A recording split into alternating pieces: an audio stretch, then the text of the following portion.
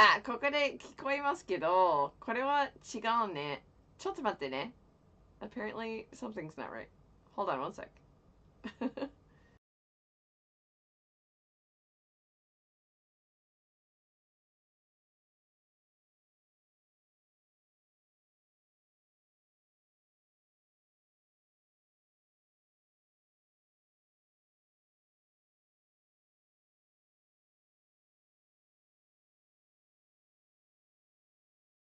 Alright.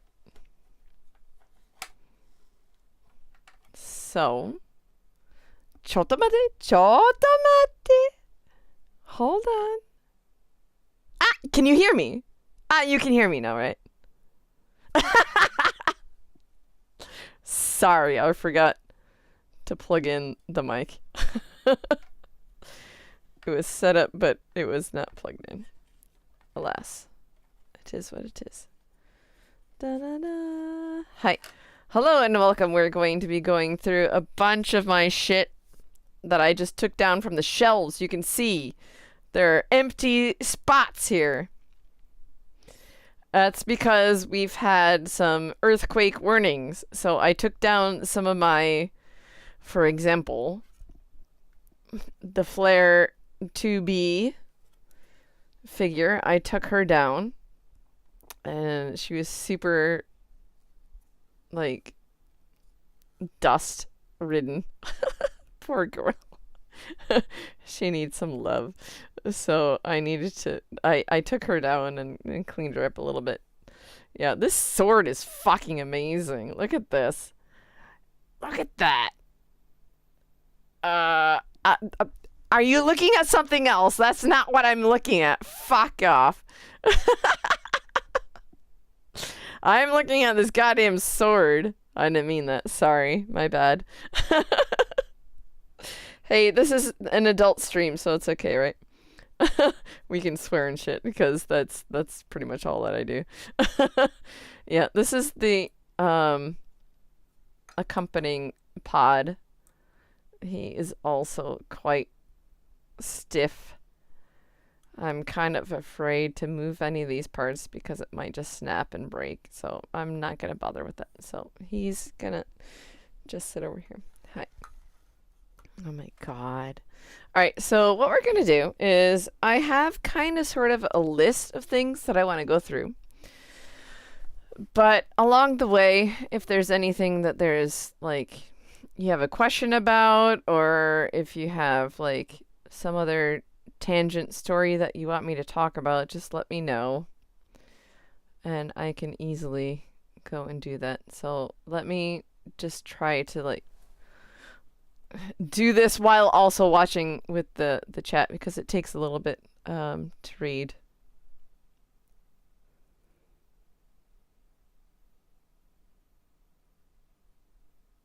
Oh, you know what? I actually don't remember. Did Nijuichigo? Did she have a sword? I totally don't remember. My brain is bad, so I'll have to like kind of remember things. Okay, so let's at least take a look at the list. So this is from, I think I know whose list this was, whose photo this was, but we're not gonna mention that because yeah, I don't want to be mean or anything. So, what is in the past is in the past. So, yeah, it's okay. It's not a big deal. So, we're gonna start with the NieR Replicant drama CD, which is this. Oh, there's lots of bad. Hold on. Let me see if I can turn off my computer. Alright, let's turn him off. Alright, so there should be. Yeah, there's a little bit. Back in the day, I translated a ton of this shit, so you can find it on my website. I did the majority of the drama CD for like the Replicant High version. I translated a bunch of that, but I'm not sure if it's still available or not because I'm kind of I've kind of taken down a lot of the stuff that I've translated just because it's like my job is literally translating stuff professionally. So it's kind of bad for me to have like unauthorized translations readily available at any time on my own personal website. So if you ever notice that there's something that I've taken down, well, there's a reason for that. It's not necessarily because it's like, oh, because they're saying bad, they have blah, blah, blah, blah. No, it's because it's my own thing. This is my profession, okay? So I don't know how to do this. It seems like I'm not looking at the right spot. Oh, maybe I should. Okay, hold on.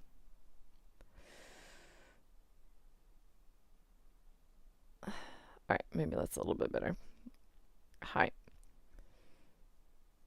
So, yeah, it's a difficult thing to balance. You know, you have your fan activities and then you have your professional life, you know. It's like who's paying the bills? Well, it certainly isn't the fandom.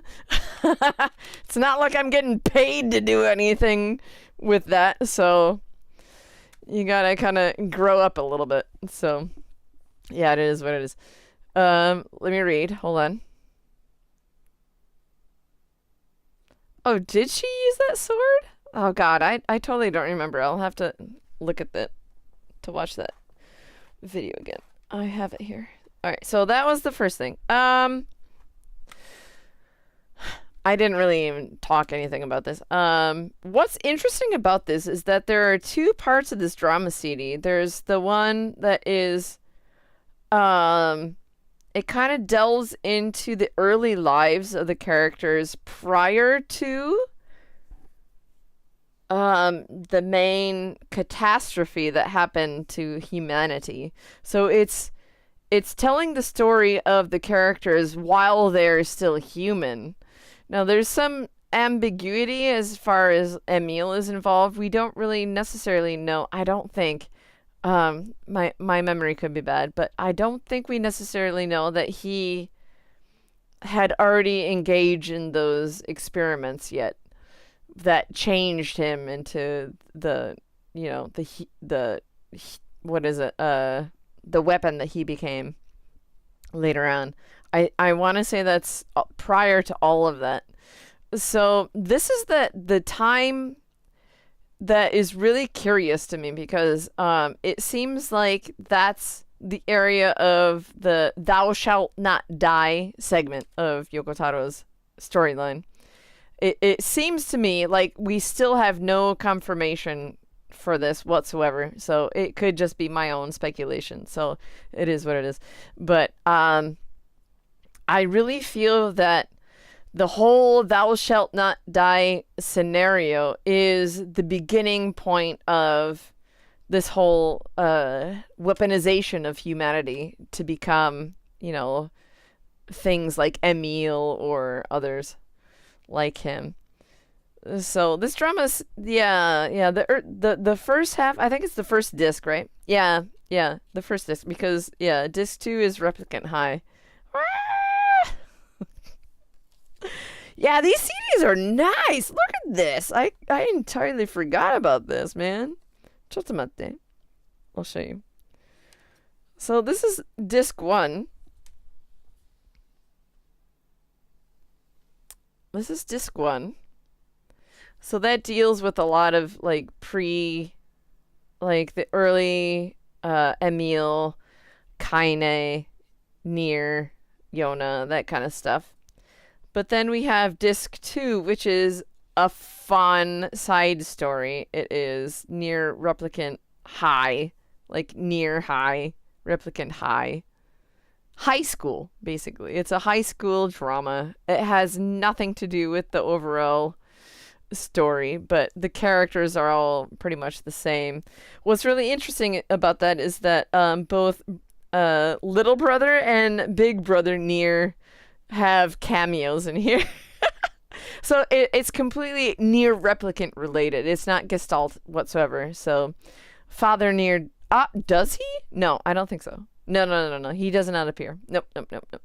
So, older brother NieR is like a teacher in the high school, and younger brother NieR is like a student at the same high school. So it's like it makes a really weird weird situation among the other characters. And also Emil, he's able to like do his own thing. He wears like a cheerleader outfit, and he's like so in love with older NieR. So it's super sweet.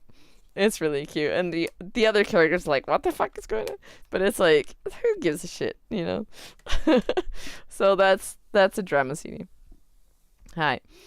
Alright, so next we're gonna go on to the Amazarashi Inochi ni Fusawashii limited edition, which is this. So I have one that is opened and one that is not. I don't know where the other one is. So this is the one that I opened. So this is the limited edition, which is, it comes with Yoko Taro's storybook. This is his storybook. Now, for copyright reasons, I am not one anymore. I may have been back in the day, but I am not one to show, like, oops. I'm not gonna scan this. I'll maybe show you like really briefly. Okay, are you ready? If I can even do it. I keep dropping the god in there. Hold on. Are you ready? Ready? Okay. This is your first and only chance. The end. Buy the fucking thing and get it for yourself. Don't be cheap. Yeah, it sucks not having money, I know. I'm completely there with you, so. So this is the compilation DVD, CD, and picture book edition of Amazarashi's Fusawashii, what is it? Inochi ni Fusawashii single. So this went with what did this go with?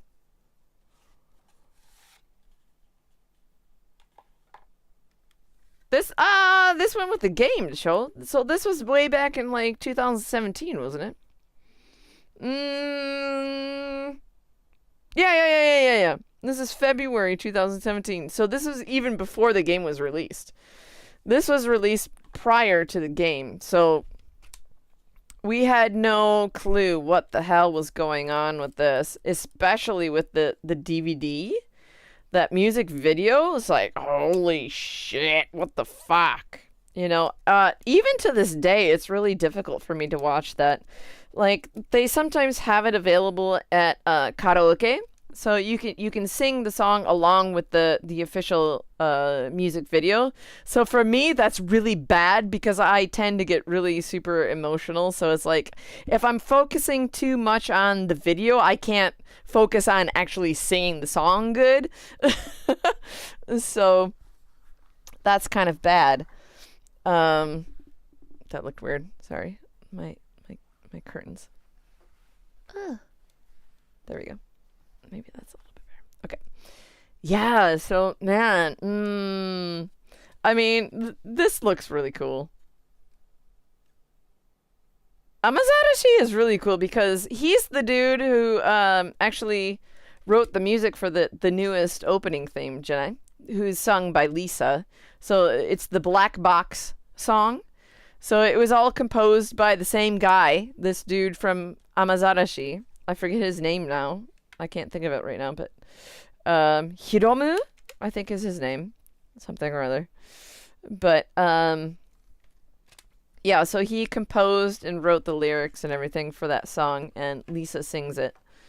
So definitely check that out. If you haven't been watching the NieR Automata anime season 2, it is on streaming now. The latest episode was episode 18, which was an amazing A2 episode. So just beware for the next episode. Probably episode 19 is gonna be the downfall of that. The Pascal with other child robots and stuff. If you know, you know. I'm not going to say anything more than that, so just beware. All right, so let's go on. Let's take a look. Oh, hello, welcome, welcome. Hi, Jack. What's going on? Oh yeah, and hello. Let me say hi to people who are like in the chat because I'm super bad about that. So, if I pronounce your names wrong, really seriously, I'm sorry because I can't read. So Elusivo, yeah, yeah. And my friend Unsponsored Geek, hello. You're always around, so thank you so much. Who else? Oh, God, and then my eyes get really bad too. It's like Bunisula, Benicula, I suck at pronouncing anything. So hello, welcome, Jack. Thank you for an easy to pronounce name. Thank you very much, Jack. Hello, hello. All right, so we're gonna go on. The next thing that I wanted to take a look at was the YoRHa version 1.1a stage play original soundtrack, but this is the Decontamination version. So what's interesting about this, I can probably show you. What is interesting about that is just the boxes are so huge, so it takes a little bit to rearrange things so that I can pick it up because they are quite heavy. One moment. All right. So this is the NieR 1.1a girls stage play. So this was the final YoRHa stage play that was held in 2020. It was kind of during the epidemic, but it was kind of early on. So, oh my god. This was the very last YoRHa stage play that was ever held. So it wasn't my favorite, to say the least. The stage dressing and like all of that related stuff was really good. It was really interesting how they rearranged the plot and the script, because this was basically meant to be the all-girls version of the YoRHa Boys stage play, which was held in 2018. So this is basically the same plot, but it's been altered a little bit here and there. So as far as we're just talking about the soundtrack was included here in this great big box. When was this box released? I don't remember. I'm sorry. You'll have to look on my website. I didn't look that up. Sorry. The stage play was in 2020 at it was December 2020. So I want to say this was released sometime early, maybe spring-ish, 2021. Yeah. All right, so this is the main box of the YoRHa 1.1a stage play. So if you're curious about the title, 1.1a, well, that's what they used for the most recent NieR Automata anime, right? 1.1a.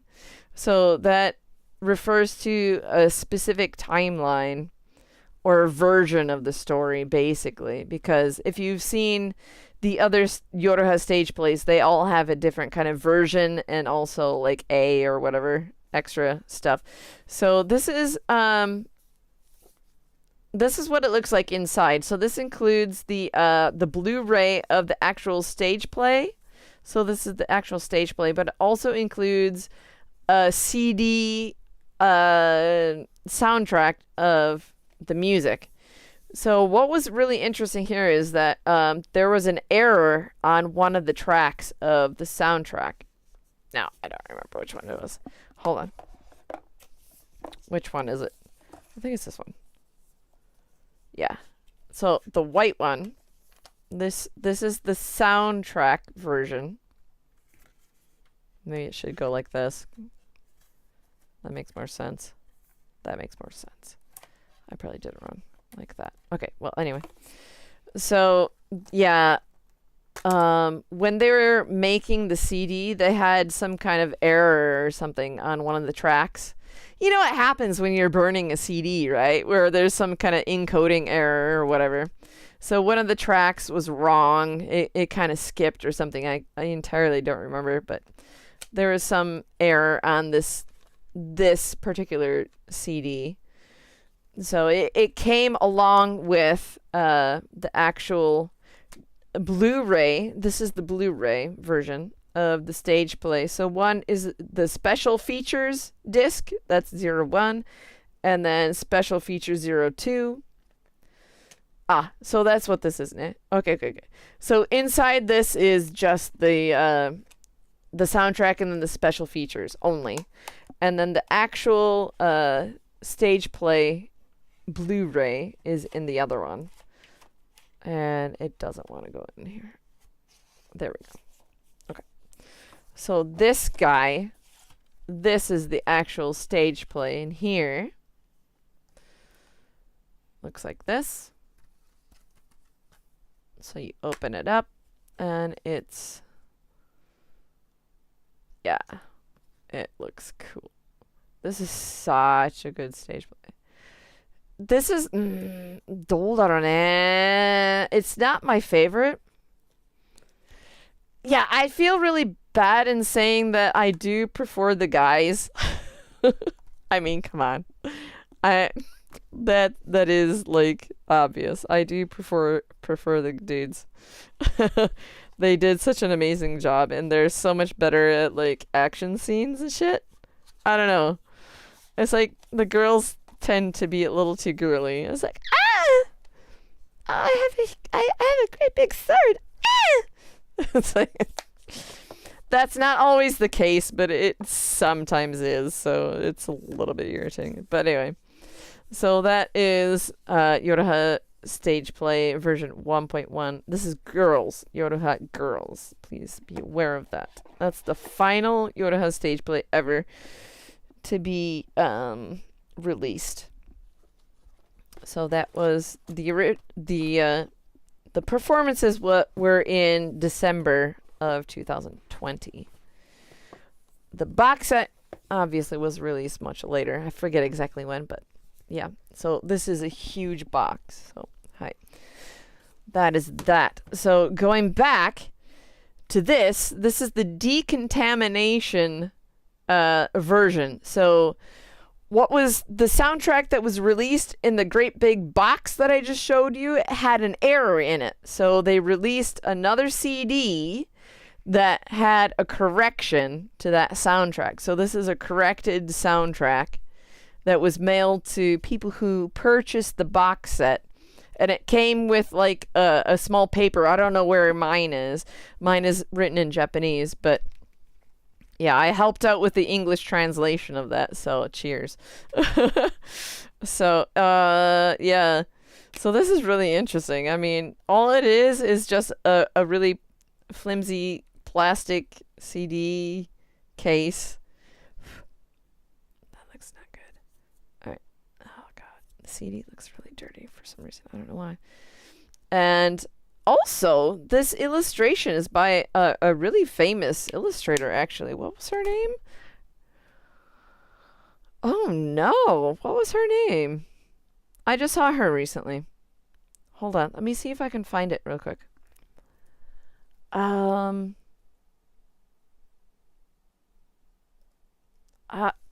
just saw it recently.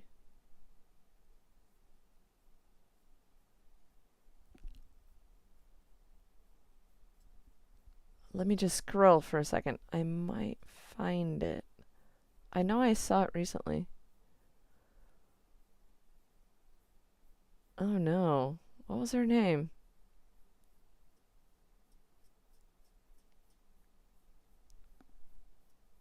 I'll have to find it for you later.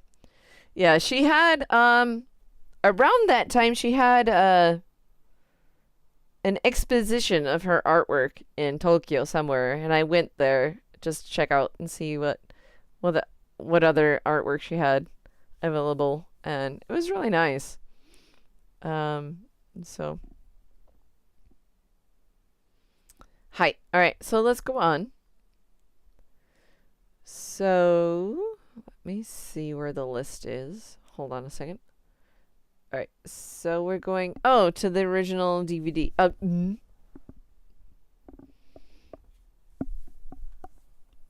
どこだ？ここにはあるかい？あ、ここか。一番下なんだよな。ちょっと待って。Alright, so back in 2014. So this is after Drakengard 3 was released.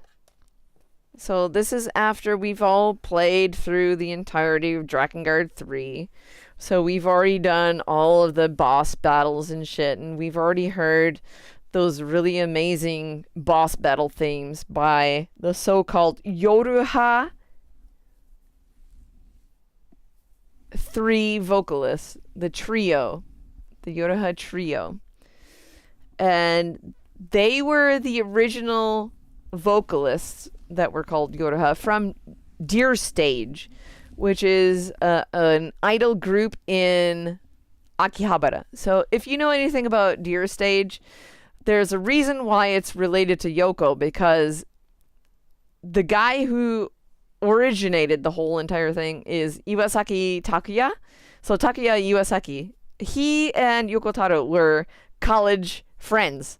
So they've been friends for a long, long time throughout school and college. So that's why they tend to still do a lot of things, you know, in professional life with work and stuff.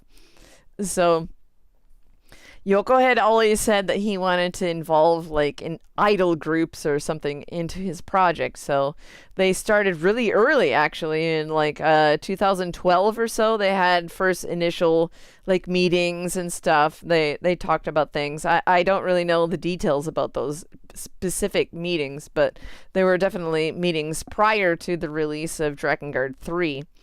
So they were probably talking about things like trying to get those vocalists involved to do the boss battle themes for Drakengard 3 way back before that. So really, if you think about it, you know, the development for a game technically is 3 years. So if a game is released, let's just think.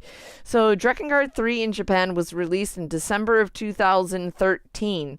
So 3 years prior to that, 13, 12, 1, 10. So towards the end, right? Towards the end of 2010, they had to have been starting to, you know, develop things. So as far as the music goes, that probably came a little bit later. So 2012 kind of makes sense. You know, earlier 2012. Sure. I mean, when was the date that I had for that? 2012. Hold on, let me look it up. If it's relatively early 2012, that would make sense. Hold on. This is in my huge, long, like, thing that I've been trying to make. 5. Page 5. That would make sense. That's May. May 27, 2012 is their first meeting that we know of. That's the first thing that they, you know, made public. And that was a long time ago that they published those dates. So they could have been meeting well before that. But anyway, hi. So what we're looking at now is the original YoRHa DVD. Now, I had written a post about this. I was super excited about it when they released this information in the old Iruka pamphlet. Now, what the hell was that? Hold on. Let me see if I can find it real quick. Because I wrote a post about it way back in the day.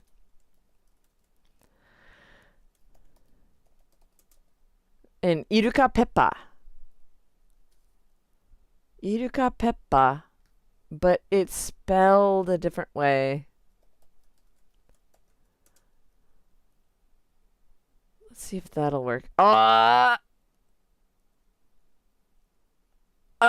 ちょっと待って.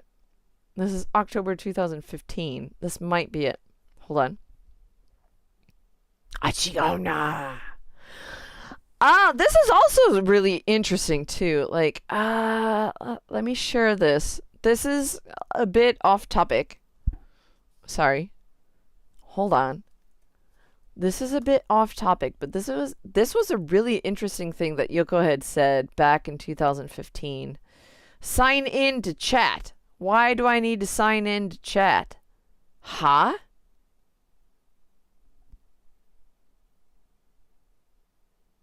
Blink, blink, blink, blink. Hold on. It might not let me chat. Oh, I gotta sign in. Hold on. Wait a minute.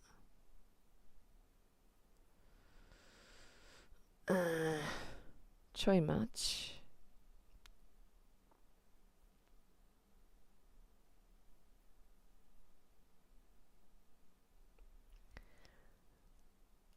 Now, this would be super interesting to check out, like, in retrospect, because that was way the hell back in 2015, right? So, I wonder if he was actually thinking about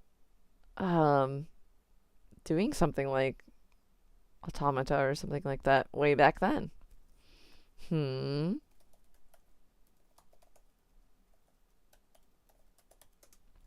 One second.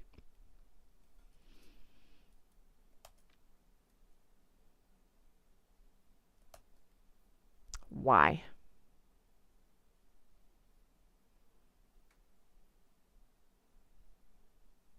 Hold on.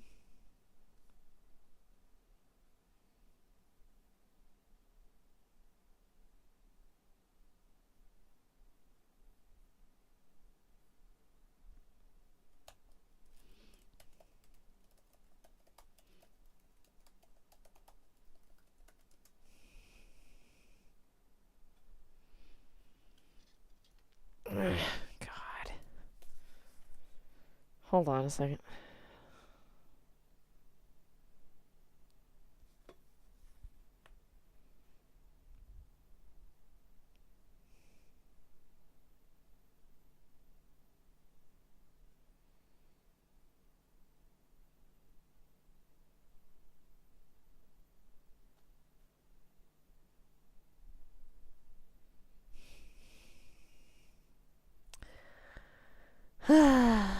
It's trying to log me in for the chat. So hold on 1 second. I was gonna mention something and now I don't even remember what I was gonna say. It's too long ago. Jesus. And it won't even load. Load. Huh?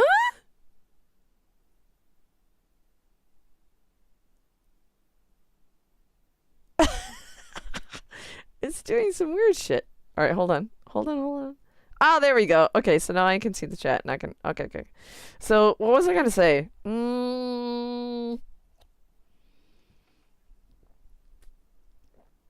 I was going to post something in the chat. Now I don't remember what it was.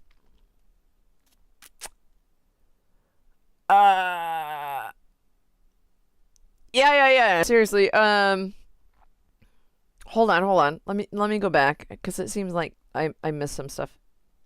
Oof. Yeah, unsponsored geek. Yeah, the dolls being crushed in that music video, that was traumatic. What's important to realize is that they use all different kinds of ways to destroy things in that music video.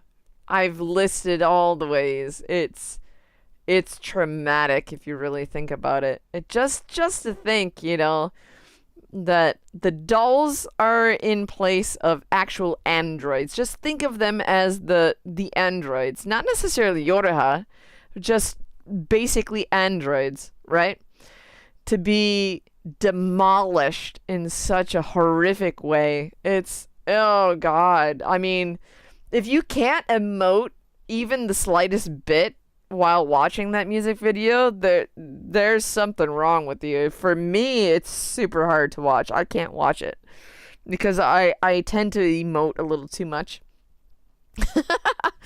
Which is hard when I have to sing that song and the music video is right there. So it's like I have to like totally not look at the screen and just memorize the lyrics. It's super hard. Oh my God. All right. Yeah.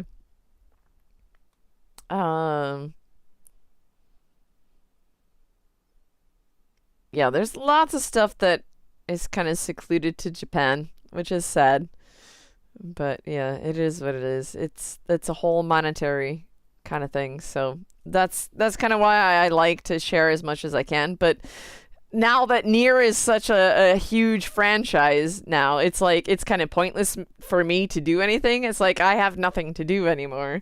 You know, when it was a niche kind of series, there is always something for me to contribute. But now it's so huge that, you know, there's all sorts of people doing things. So it's like, what's the point in me doing anything? And plus with my work recently, the past 3 years or so, it's been really rough to be able to continue my own like fan activities and stuff. So yeah, it's really rough. It's difficult. It's yeah, it's really hard. So anyway, let me read. Oh,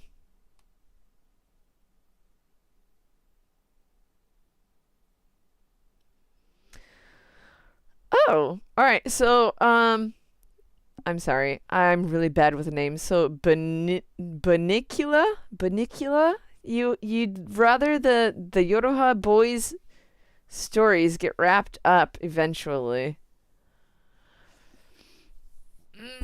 There's really no continuation to that though. If you look at it, so what happens in the whole YoRHa boys situation is that we're dealing with the M Squad. So the M Squad was just a temporary kind of thing where they were attempting to see if male androids were stronger than female androids. They were better suited to their task, basically. So they sent it's M Squad 101. They went down and we already know that YoRHa 3, 4, and 2 were part of the initial M Squad 01. We already know this. So 3 and 4 were... All right, spoilers throughout this whole entire stream, so just to let you know. Okay, so 3 and 4 were survivors of the initial operation, M Squad 1. Same with 2. 2, but 2 was special because 2, as you know, is an executioner type. So that was a new designation that had just come about relatively early. I think that might have been one of the first execution models ever made. I'm not sure if that's accurate or not, but that the YoRHa Boys stage play takes place in 11411 in May. It begins in May. So 42? 42. 42. It's 42. Sorry. It's 42. So 42 in May is the operation with the YoRHa Boys only squad. So M2. So May to I think July. May to July. So those 2 months.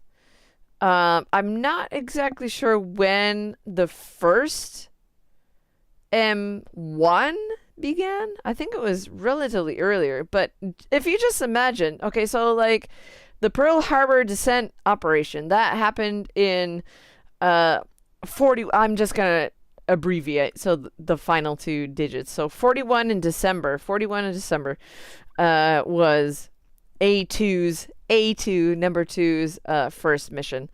So if you imagine that, that was just at the beginning of December.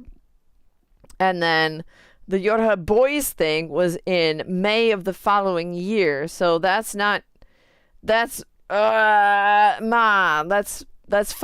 months or so between. And we also have the official rollout date for 2B and 9S also within that. So the following month actually was 2B's rollout date, followed by 9S. So whenever people are saying that, A2 had lived such a long time before 2B and all the others, I was like, not necessarily. It depends. You have to get really into the specifics. Not necessarily, because their first rollout date is it's technically their birth date. Okay, so their birth date are not that far between. Like A2, what was it? I don't even remember. I think it was in May something. May 20? May 20. So, okay, if you imagine May 20 to January of the following year. So, that's about, 7-8 months? I can't do math. So, A2 is a bit older than 2B and 9S. But when you're talking about, they're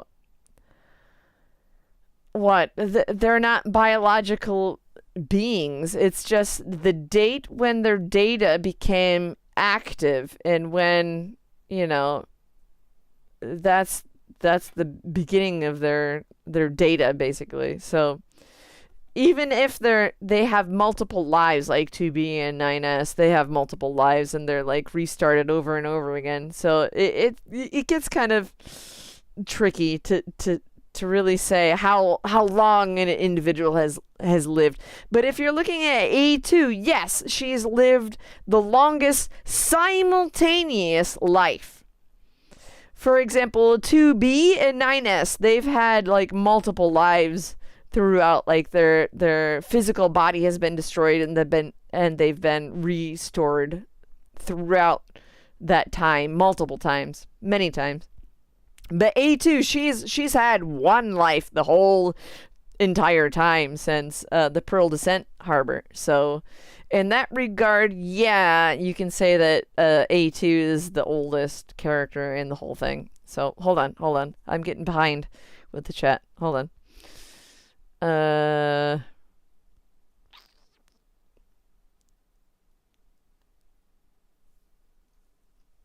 What, Jack?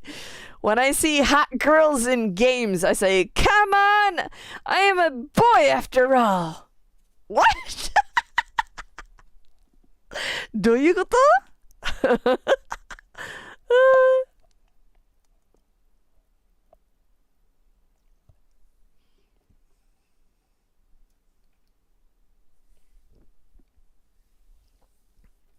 Ah! Okay. All right. So, Unsponsored Geek, you mentioned something about the motion actors or actresses, that they're much more capable than the stage play actors. I mean, come on. Yeah. You have to imagine each person's role, right? So if you're a stage actor or actress, you have a specific role to play.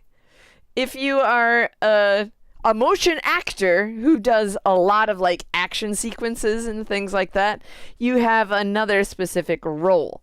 So they're very separate. There are some exemptions to that. For example, I'm going to forget his name right now. He played Anemone in the original YoRHa Boys 1.3 version A. He was only an A. Rinka. What the fuck was his name? I suck at names so bad. Like remembering things like that. Hold on. He's amazing. Ninja. He's our ninja boy. Oh, no. Hold on.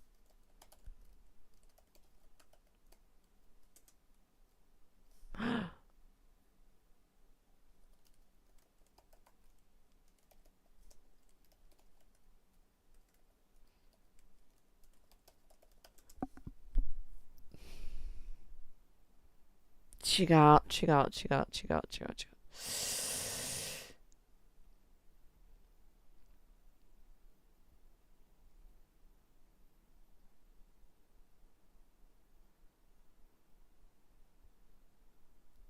これかな？あ、これだ。あー、松原にさあ、松原にこの写真おもろいよ。この写真、なんでこの写真を出すんだよ。This does not do him any service. This picture. Oh my god. 松原に。そう。Ninja. He's our, yeah. Lean PK Ninja. Lean PK Ninja. Lean is amazing. This dude, holy shit. He does all of his like acrobatic shit all the time in the stage. So like in YoRHa 1.3a, he was only in the A version, which is really sad. But he did some amazing acrobatic work in that. This is his Twitter. Hold on. Because I don't like X. I have to change it to Twitter. Hi. So if you want to follow him on Twitter and stuff, he is so talented. He's an amazing acrobat as well as a stage actor. It's amazing. And he's really down to earth. It's like if you've ever seen any of the live streams that he's involved in, he's like super shy and like nervous, and he's like He's amazing. He makes me feel really good because that's exactly what I would be like in that situation. He's great. I really wonder what he's doing these days. I haven't really seen. I've been bad. All right, let me look at old chats. Hold on. Drakengard 3 PSD. So. PSD. Especially the final sequence. Yeah. Yeah, sorry, Jack. It took me some time to sign in for the chat. Sorry about it. 2015. Yeah, seriously. I mean, come on. How long ago was 2000? I suck at math, so it's almost 10 years ago. That was 9 years ago, yeah. Because I mean, if you think about it, it's 2024, right? So it's 9 years ago. Wow. That's insane if you think about it. Oh, yeah. So, people, have you been watching the NieR Automata anime recently? I was really kind of critical about season 1, but season 2 is blowing it fucking out of the water. It's insane how well they're doing the anime rendition of the game, and I'm really excited to see how they're going to change the end, because we've already seen how they've kind of altered things a little bit here and there throughout.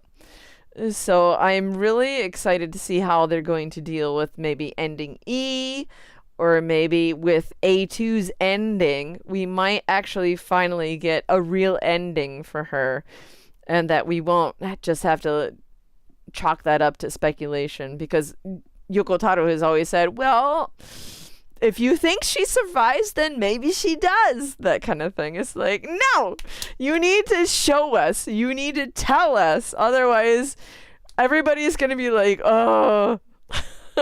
Everyone's gonna have their own speculation, and it's not, it's not canon. As long as the original author doesn't say something specifically, it's not technically canon. So, it gets really tricky because of that. All right, I'm getting really behind. Hold on, let me keep going with chat. Yeah. Memories of Puppets, ne? That's the official name of that. I have that here as well. I'm going to talk about that. But for the longest time, I really didn't like the name Puppets. For me, I like the word dolls better because I mean, the difference between doll and puppet, yeah, there is a bit of a difference as far as like what is it? Context and also like nuance, I think, makes the difference a little bit wider, I guess. The difference between doll and a puppet. Like puppet, you get the image that someone is controlling you, right? I think that was the major thing that I didn't like about that. Like, when you think of the word puppet, you always imagine like Pinocchio, where he always has the strings and that someone is like controlling him, right? That's not the case here with YoRHa or anything like that. They're just dolls. They have no strings. I have no strings to hold me down. They have no strings. It's just that they're artificial beings. That's it. So I think that was my main like hang up for choosing to use that terminology for that concert. It was the Memories of Puppets concert in 2000. Shit. Was that When was that? Memories of Puppet. That was 2017? I don't know. I'll have to look it up. When was that?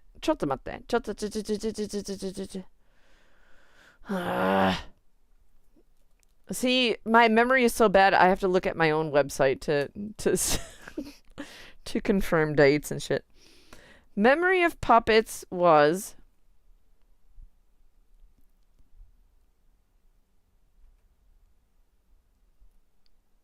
See, I didn't. Oh, there it is. Okay. Oh, 2019. Yeah. Because right. Because I couldn't go to that final show. I had tickets to both in Tokyo. I went to the first one, and then I gave my tickets to a friend on the second day because I had to go to dress rehearsal for a concert.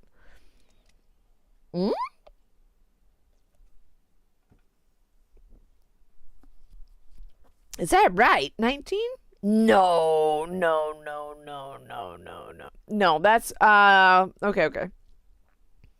Okay. The actual concerts were in 2017. So what happened is I entirely forgot to post the information about it until 2 years later. Yeah, it happens, yo. So. But I've got a ton of photos and shit from that. So if you're curious about that, let me post it in the chat and you can check it out.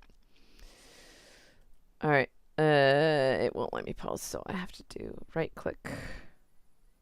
Chigo. Right click. Wrong computer. Paste. Hi. Alright, so that's it. Hi. Alright, we're going on. I'm so sorry. I haven't actually tackled the list. I'm still looking at the chat, so Atlantis! Yeah, there's a part in the timeline that talks about Atlantis. That's really interesting. Yoko hasn't really talked about anything related to that, so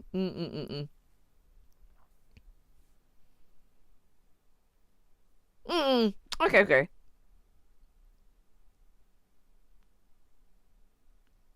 Okay, alright. So I think I've caught up with the chat at least. So let's continue on with my tentative list. So I think I was I was still on the YoRHa DVD. Dear God. Alright, so this is the YoRHa DVD. This is the first rendition of any of Yoko Taro's stage plays. So, oh shit, I probably should have taken out. Hold on, I might be able to grab it really quick. Hold on a second. Let me turn off my camera because I'm not really able to move. 1 second. Let me just go to be right back, and it'll just be a second. Hold on.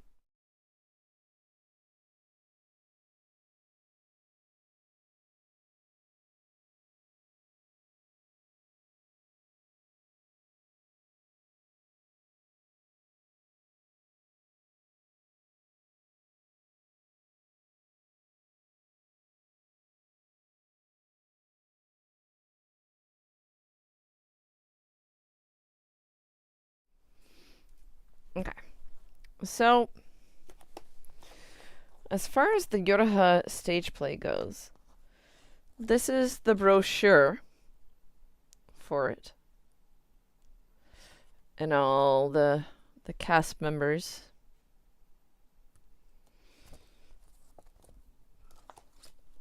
This is... Actually, I'm sorry, I said brochure, didn't I? That was the flyer. That was the flyer. This is the actual brochure that went with the stage play. So it was in... Oh, no, sorry. Alright, so... Oh my god. Oh god. I'm getting memory flashbacks. Alright, so... So for this stage play, this was really unique because it was a kind of collaboration between what's called Alice in Nine Productions, as well as Deer Stage. So there were multiple times where we were able to meet the cast members after the show. We were able to talk to them. They signed our, our pamphlets and stuff like that. So, but you had to have a certain level of like, I don't know, what was it? It was like how many times you went to the show or something, or how many like merchandise that you purchased or something like that gave you like a special ticket to get like the ability to talk to somebody that you wanted to. So you could choose whoever you wanted to talk to. So I talked to the main cast. So this is amazing. So they signed. So this is Luca Endo.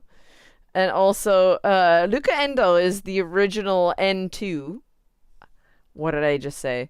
I said N2. No, the original number 2. Thank you very much. The original number 2. So A2. Okay, so imagine my brain is getting bad. That's her. That's number 2. So she signed that for me. And then who is this? Saki Funaoka-san. Yeah, she signed this for me as well. So she did oh, she was Yongo. So she was Yongo. And then I had Mayu Kishida. Mayu Kishida was amazing. She was the easiest of the cast members to talk to. Like I tend to be super shy and like really, really awkward in like those kind of situations. Like even in this kind of situation, you can kind of tell how it's like I lose my words and it just kind of goes by. So you can kind of imagine that, in the moment and meeting people, it's like my I get really shy and lose my language. whether it's in English or Japanese, it doesn't really matter. But yeah, so Mayu Kishida, she played number 16. She was the easiest of all the cast members to talk to. She was amazing. And then I talked to Sairi Miyajima. She played number 21. So I got all of the main cast members to sign my original YoRHa pamphlet. And then I also had extras. So then I asked a couple other cast members to sign. Just members that I thought were really amazing. Oh God, was that Anemone? Who did she play? I totally don't remember. Margaretto. I got her to sign as well. Margaretto. So that was Chisa Kobayashi. Yeah, Seto da Haru. Seto da Haru-san wa ne. Seto da Haru. She was amazing. I love this character so much. That's Karumiya. Oh my God. This is one of the characters that I'm so sore that was deleted from version 1.2. I'm so sad. Karumiya and Clematis. Oh, the two characters are so amazing. I didn't get her signature though. Wow, that's super sad. Yeah. That's Karumiya and also Clematis. These two. So basically, if you imagine the now the version of Gabera, who is kind of like the weapon master, kind of like whenever the characters need a new weapon or whatever, they go talk to whoever. That was originally Karumiya. So it's really sad that they deleted that character. I'm super sad. Oh wow, yeah, Eddie Aino. This is one of the original YoRHa vocalists. I was really upset because I was too shy to talk to them all at the time. I probably could have gotten all of their signatures, but I was really super shy at the time, and I'm like, it's okay. Oh, but this is Futaba Nae. So she played the role of Seed in one of the stage plays. Well, obviously this is the first one, so that was the role of Seed. And that was another character that was removed, which is really, really sad. I would like to hear what Yoko's feelings are about that. And this is a really cute photo of just the cast with Matsuda Daichi in the middle. So, yeah, that's some amazing memories. Wow. I have several of these t-shirts, but I didn't go until towards the end, the final performances, so a lot of things were sold out. But these are the scripts. So, for example, this is the first script. And the guy who wrote this, I actually met, and he's become a relatively good friend of mine. So Kaoru Asakusa, he's an amazing playwright. I just get so... For me, I'm also a writer, so whenever I talk to him, it's like we understand each other. So he gives me such like aspiration to continue writing and to become a better writer. So I got that signed from him at one event, and this is the other one. This is version 1.1, the script, and I also asked him to sign it as well. So, oh, it's amazing. Yeah, when was that? 2018. It was at one of his like gigs. Yeah, so definitely, if you're a fan of any kind of like stage plays, I would definitely please check out his other works and stuff, because his scripts are amazing. Like, I feel really bad saying this, but I'm sorry, his scripts are way superior to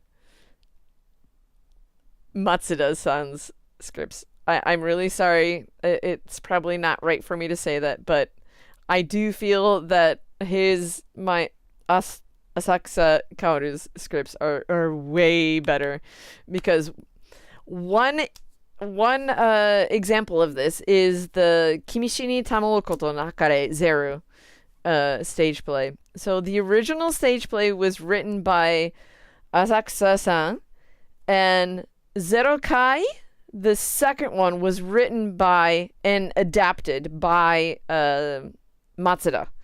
So the general flow is still the same, but he took out so many of the most amazing emotional scenes in the play that I was like, what the hell are you doing? Why would you do that? All right, so for context, I went to every single performance of the original Thou Shalt Not Die Zero stage play. I went to every single one. And because of that, you get a special, like, bonus item where you could get a photo taken with any of the cast members that you wanted. So I it's really dumb. So I had a photo taken with Kuro Fuji-san. Kuro Fuji-san. And he was still in character. It was so funny. So you can see those photos later, but I was kind of really I mean, yeah, he's as the character and it makes sense, but I was kind of a little bit you could have looked at the camera at least, but anyway, it is what it is. So yeah, so for the when you're a writer, you tend to be really critical about other people's writing, right?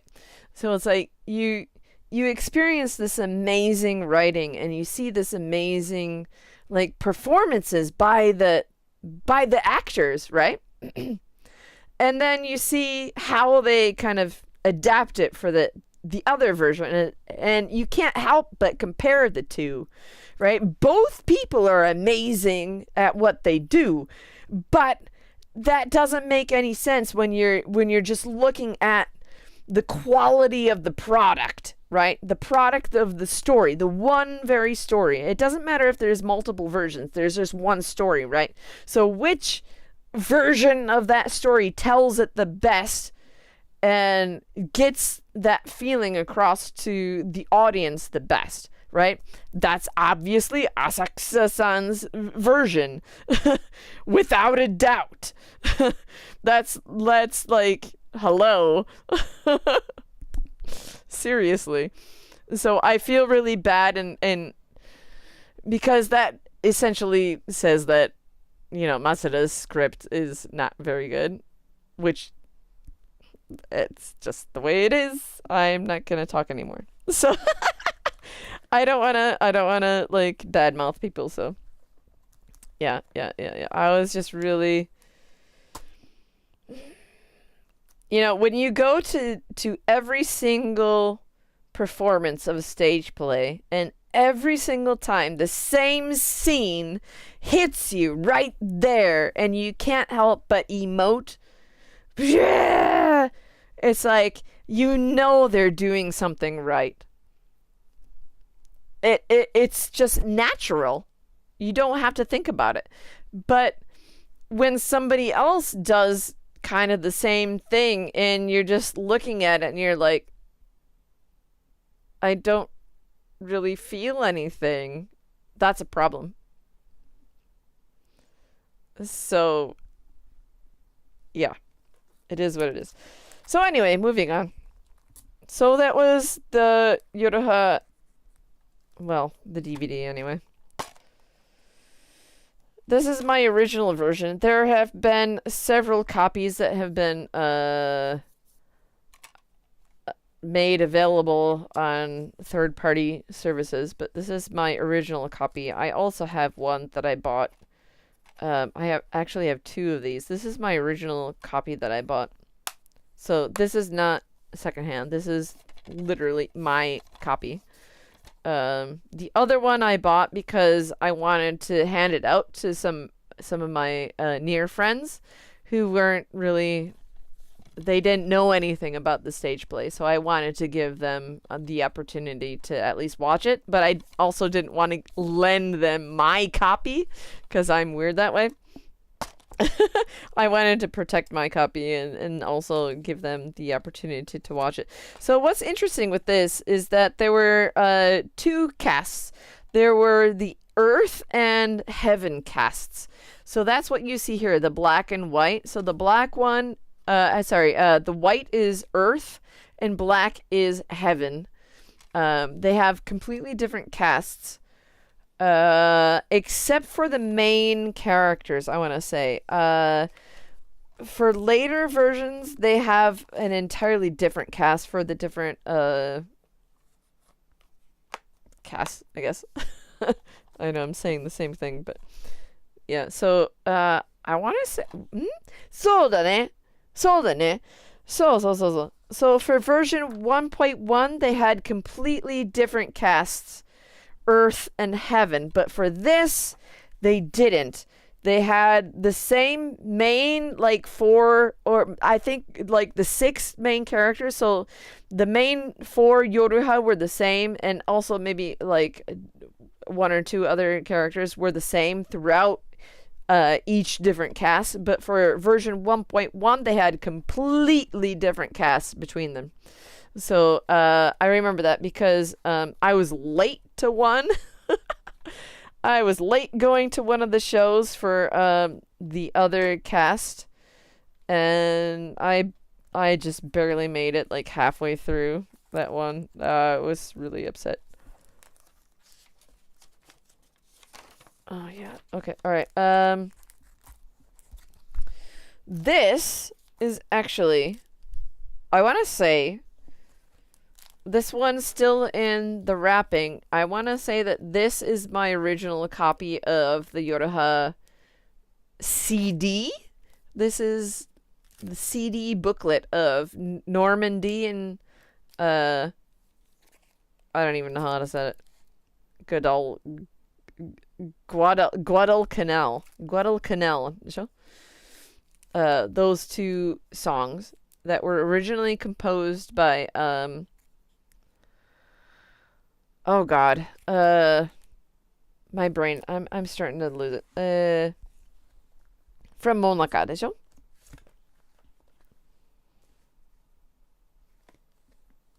My brain is so bad right now. Holy shit.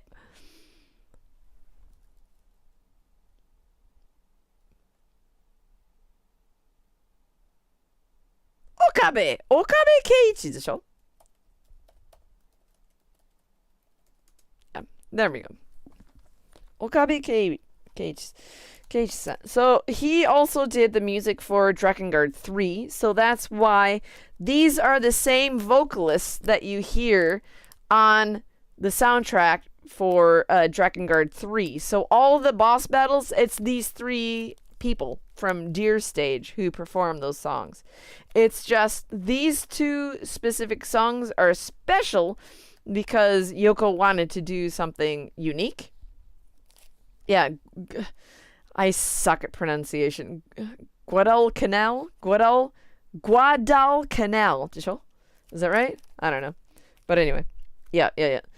So whenever you hear the boss battle themes from Drakengard 3, it's these 3 people from Deer Stage. So it's the same. That's why some people found in the data of Drakengard 3, I cannot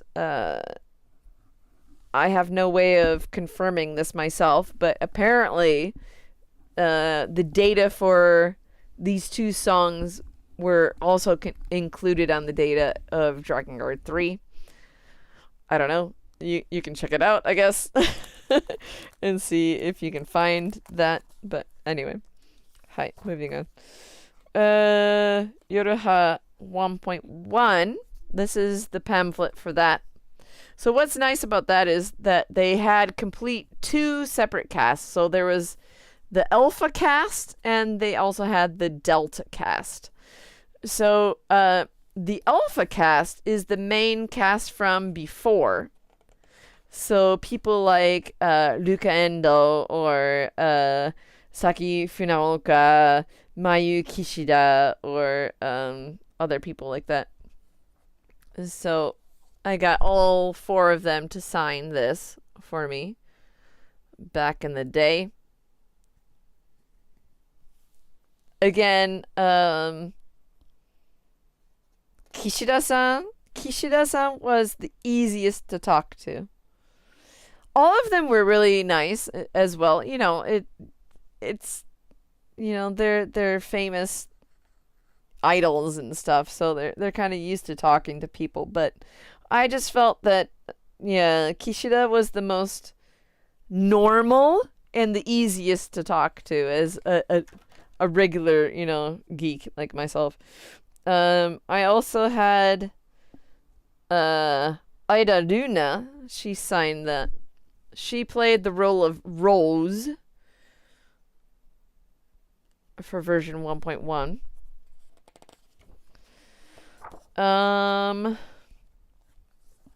Also, so Sakurai Tamaki-san, she was also in the original version of YoRHa. She is one of the original 3 vocalists of YoRHa. So if you go back to this, she is one of the vocalists who sings on this. Sakurai-san. It's her. She's from Deer Stage. Who else did I get signed that time? Oh, I did talk to her. Good. So, Seto Haru. Oh my god. Especially for this version of the stage play, version 1.1, there was an amazing addition for her character, for Karumiya and Clementus. Oh, it's so good. And this version of the play has not been ever released on DVD, which is so sad. So, yeah, all we have is the script and just whatever people say who went to see it. So what's interesting about this pamphlet is that it's entirely separated in half. So one half is the alpha, and then the second half is the delta. So this is where it splits. And then it deals with this cast. It's a completely different cast. And I wasn't able to see the whole entire play because I was late that time. I kind of messed up the time, and I'm like, oh shit. And then I had to get down to like Shinjuku from Yokohama like super fast, and it's not possible. So I almost was gonna forget going at all, but I'm like, shit, it doesn't matter. Even if I'm late, I might as well, try to go. So yeah, that was sad. But anyway, so that was the stage plays, the original stage plays. How long have I been talking for a long time now? If anyone has any questions or anything, please just let me know and I can stop. It's only 10:30 here right now, so I'm good. This is just a really casual live stream, so please don't worry about anything. I'm just going at my own pace as well, so yeah, it is what it is. Next I wanted to look at the YoRHa version 1.2 musical, as well as the YoRHa Boys version 1.0. Oops, that's a mistake. 1.0. Sorry. 1.0. So that's this.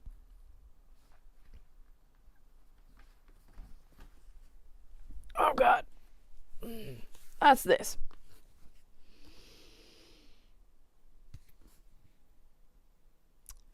So here you can see this is the YoRHa Boys version 1.0. And then on the other side is the YoRHa 1.2 musical. So it's a dual release. This is the what is it? Special edition, I guess. Exclusive edition. What is the word for that? I don't know. I forget. So you open it up. I'm trying to be as nice to my box as possible. So that's where the DVD is, which I have somewhere else. I think it's down there. So this is where the DVD is. Oh, you can't see. Here. Dear God. As I hold it with my chin. That's where the DVD would have been. Then you lift out this guy. And that below that is this gigantic book of like photos. This is the visual book from both versions. So this is from the musical and YoRHa Boys. So that's basically all that's in here. I'm not going to show that. Sorry. So those two gigantic books are what's in the bottom of this. And it's kind of tricky to get this to fit again because the books. Hello? Come on, you can do it. You can do it. There you go. Okay. That should be okay. Let's try. Okay.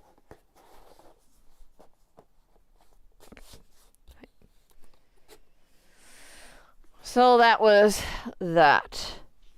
Hi.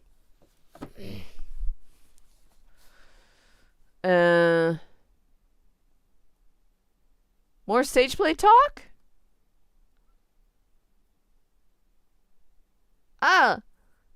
Well, I mean, come on. I can talk all day about the stage plays. I covered most of them as press. So if you haven't seen my exclusive reports on them, please check it out. Here, hold on. I'll give you the link. I mean, you can find all the links on my website. The first stage play that I went as press, like official press, was YoRHa 1.2 musical.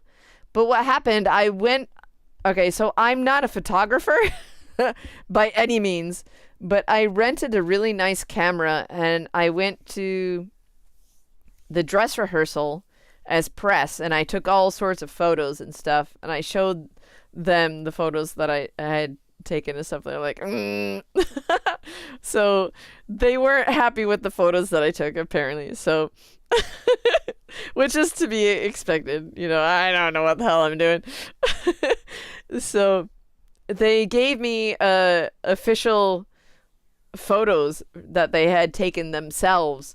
And they said, it's okay, here, use these photos instead with your article.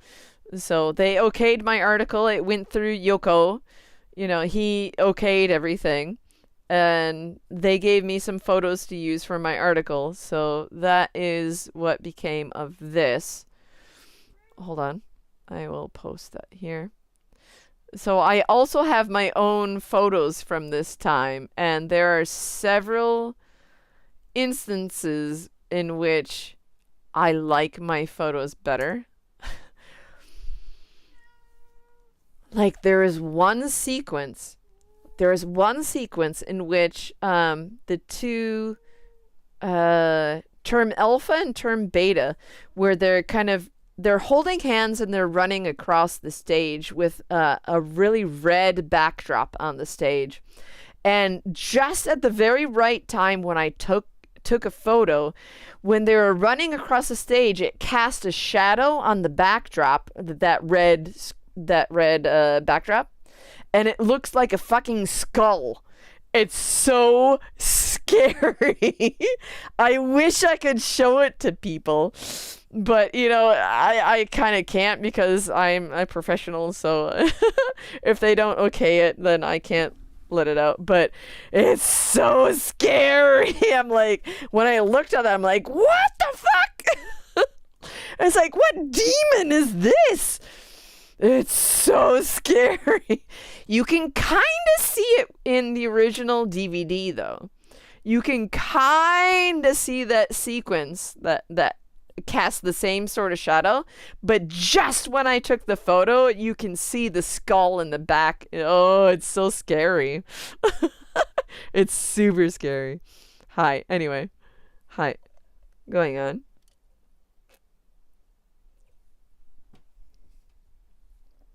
Okay, I think I'll continue with my list, yeah? One moment. So I'm still really early on. Okay, hi. Ah, okay, so we're going on to YoRHa version 1.1, 1.3. 1.3a and AA.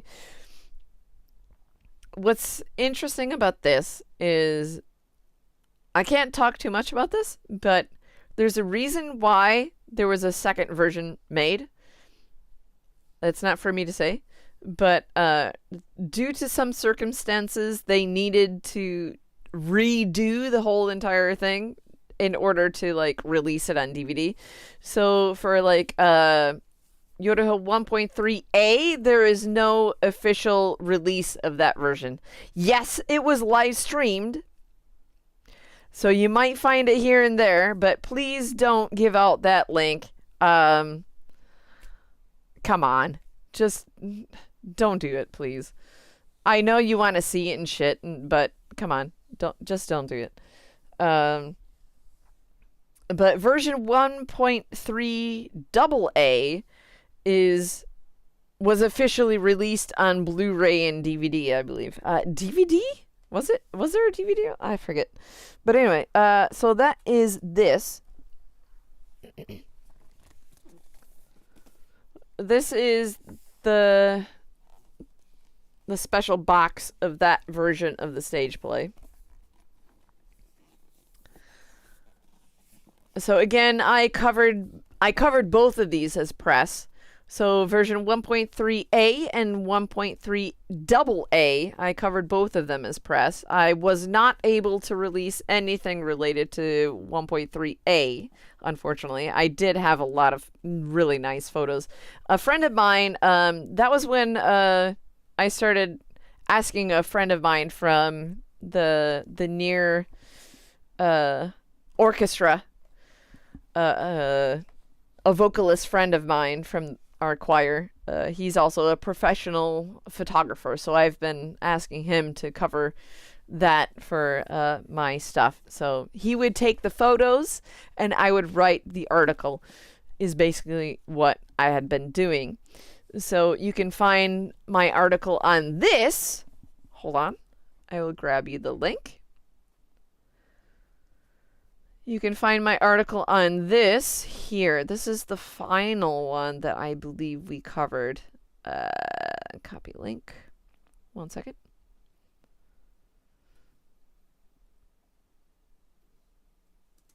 That's this. And in between there, he also took photos for me for the Thou Shalt Not Die Zero Kai stage play as well. That happened before this came out, but we'll get to that later, I think.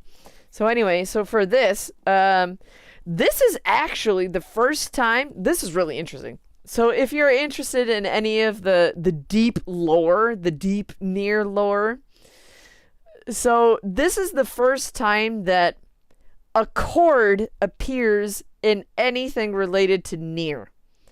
Now, the reason for this is because of Sekiya Makoto from Iluka. It was his idea. It was originally his idea to bring a chord into the story. So he kind of he had this idea and he gave it to Yoko, and he's like, oh, that's kind of interesting. It's like, all right. They talked about it in one of the live streams way back in the day, so that's how we know. So I mean, seriously, So that led to a lot of interesting things as far as continuity goes within the overall Yokoverse as it deals with Accord, because according to Yoko, Accord is always a female android. There are no male Accord androids. Period. But since this was kind of like a male only cast, a lot of them were actually just male actors performing as a female character. It's just we didn't really know here and there who was a female character, who was a male character, and so on and so forth. It didn't really matter, right? But in this situation, yes, Accord is only a female android. But in this situation here, in this play, she was portrayed as the male actor of Suga-san, Kyosuke. Suga Kyosuke. So, oh my god. So, ever since I saw that, it was like, for me, I mean, come on.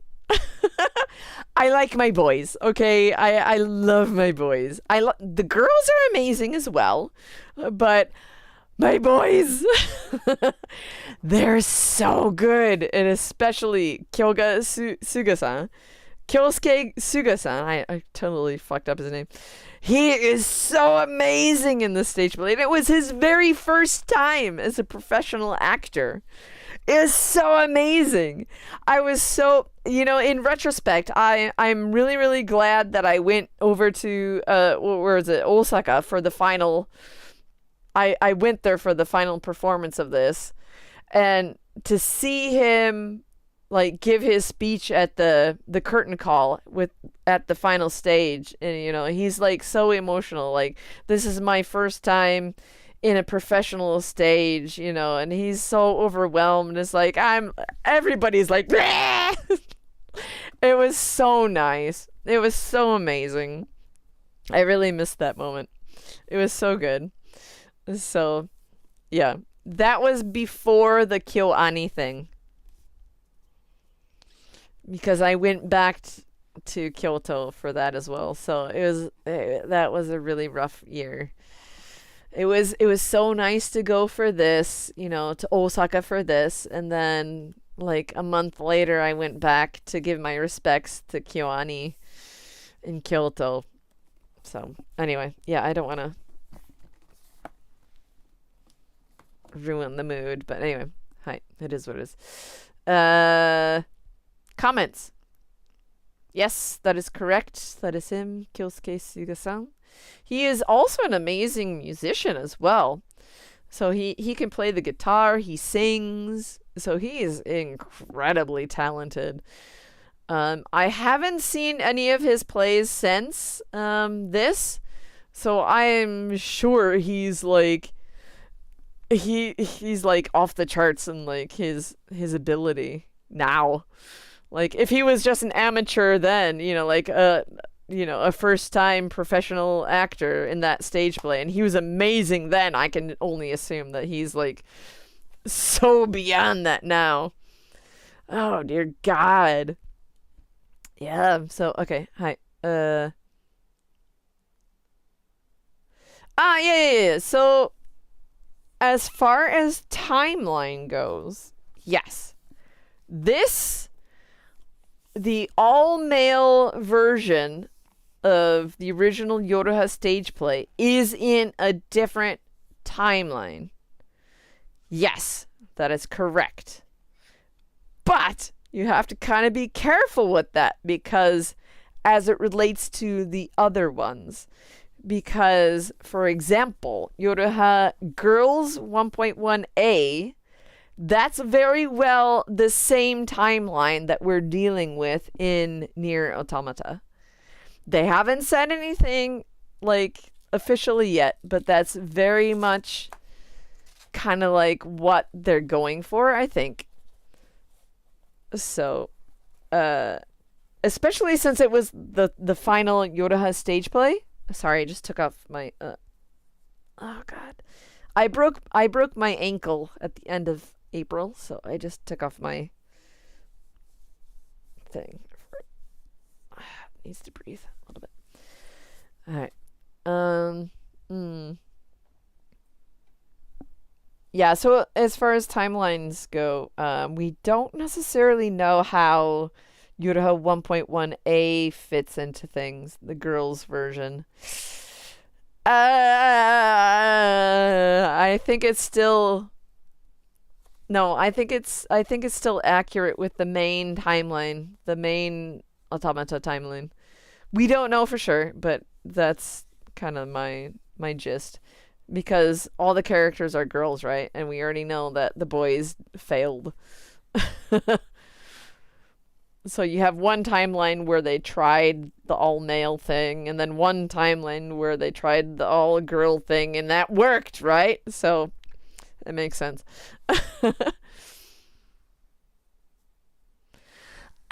Yes. Yes. I actually did. I went down to my favorite spot in Yokohama, actually. I walked down there. It was my first time in 4 months, yo. Oh, it was so nice. Yeah. So I walked on to my favorite spot. I sat there for a while. I practiced some of my vocal work for next week's concert. I mean, there's not a whole lot of people around, so it's okay. It doesn't matter. So I was doing my soprano practice with a high C. Oh dear God. Yeah.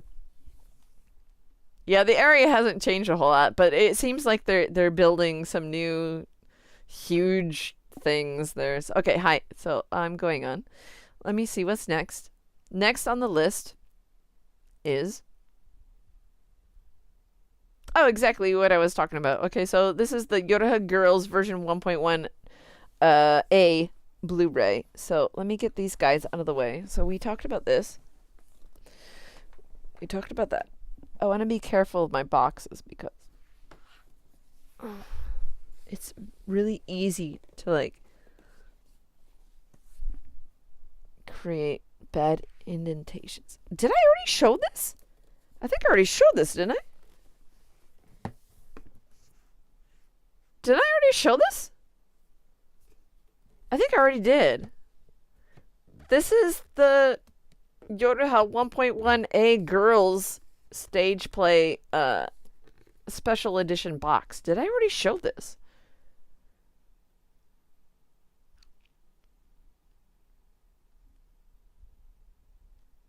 Well, dude, I went to the stage play, yo. So if you need someone to talk about, hello, I'm here anytime. I went to see it myself in person. It was down in Ikebukuro. It was in a really cool building, and I have like videos of the outside. Have you seen the videos that I took of it? Hold on. Let me see if I can find it for you quick. I took some because they had some really nice displays. Hold on a minute. They had some really nice displays on the outside. Yeah. Here. I have a couple of them, it looks like.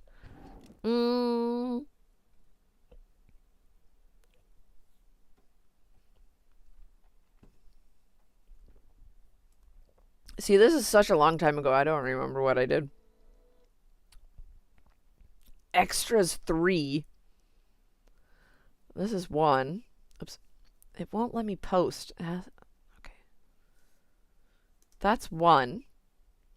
Apparently it's extras 3. I entirely don't remember what these are. So my memory is so short. It's like if I don't see it relatively at the same time. I don't know. I don't know what the fuck I'm saying. My memory is just bad.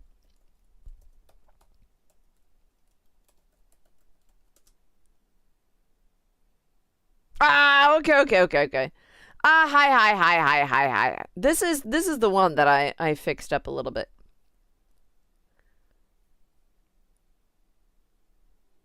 Yeah, this is when I was walking. I was walking along the place, and then the thing was on the huge screen. So I stopped and I recorded a bit of it with other people like walking by. Um that was the first good video, I think. And then I have oops. It makes me search every single time.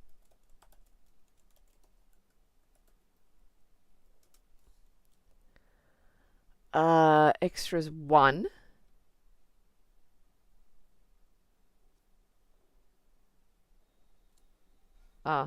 This is also out front of the theater.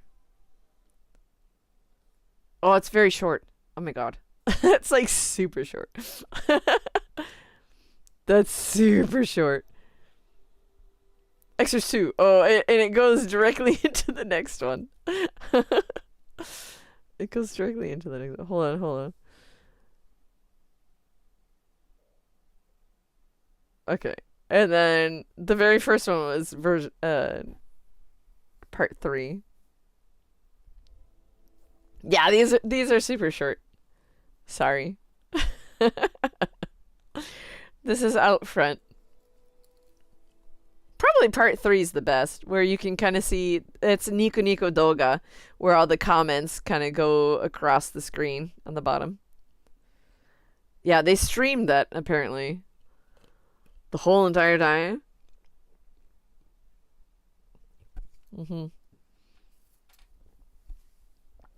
Hype. So, I think that's it for that, yeah? Did you have any questions about anything so far? Guys, I'll look at the chat. Hold on.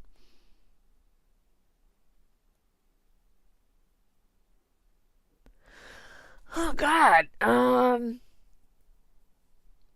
right, hold on, hold on.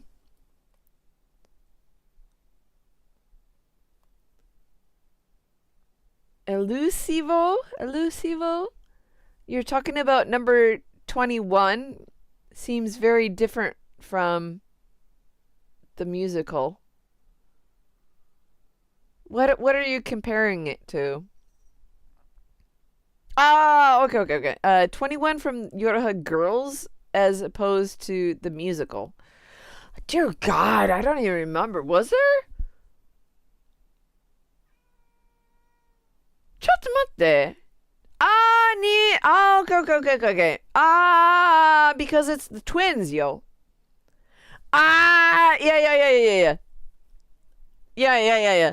So, the thing about YoRHa Girls and YoRHa Boys is that it's a completely separate story that happens in the year 42. It's several months after the original YoRHa stage play. I'm just abbreviating it to the final 2 digits of the year, so 42 as opposed to 41. Yeah. So they're twins, yeah? So in that story, 21 and 22 are twins, the both of them. So 21 is the scanner and 22 is the gunner. But they're kind of twins, so they're kind of the same.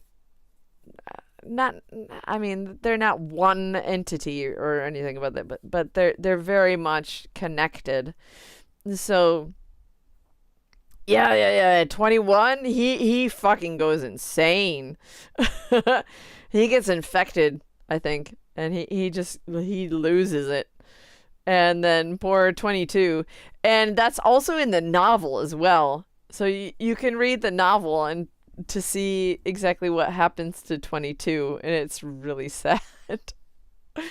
I haven't read the English version, so I don't know exactly how they handled that, but as far as I know, 21 gets infected, and he kind of gets like absorbed into the machine entity, whatever is like the main body of the machine. And then 22, he's so lost without his twin, you know, and he's like, oh, and then he finds that, oh, there's 21. He's like, oh, okay, so let's go. And they kind of become one and the same. They let themselves be absorbed into the machine. It's pretty rough.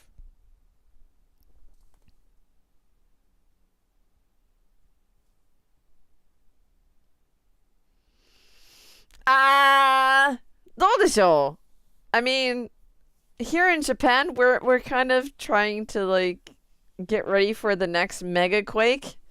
So that's kind of why I've been trying to like remove things from the shelves.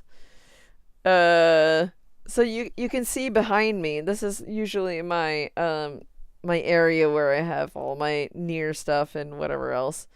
Um, this section and this section I've taken out. That's all of that stuff is over here right now. Especially my flare figure of 2B. She's down here safely. So I'm just kind of waiting out this whole like fiasco with the mega quake thing. So yeah, we shall see about that. But anyway, yeah. But generally speaking, yeah, all of my shit is over here.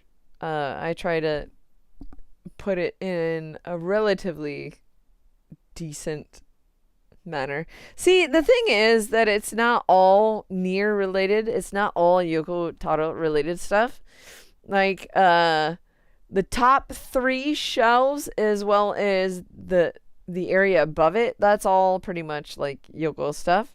Even over here, you can still see a ton of shit that's still like NieR and Yoko stuff.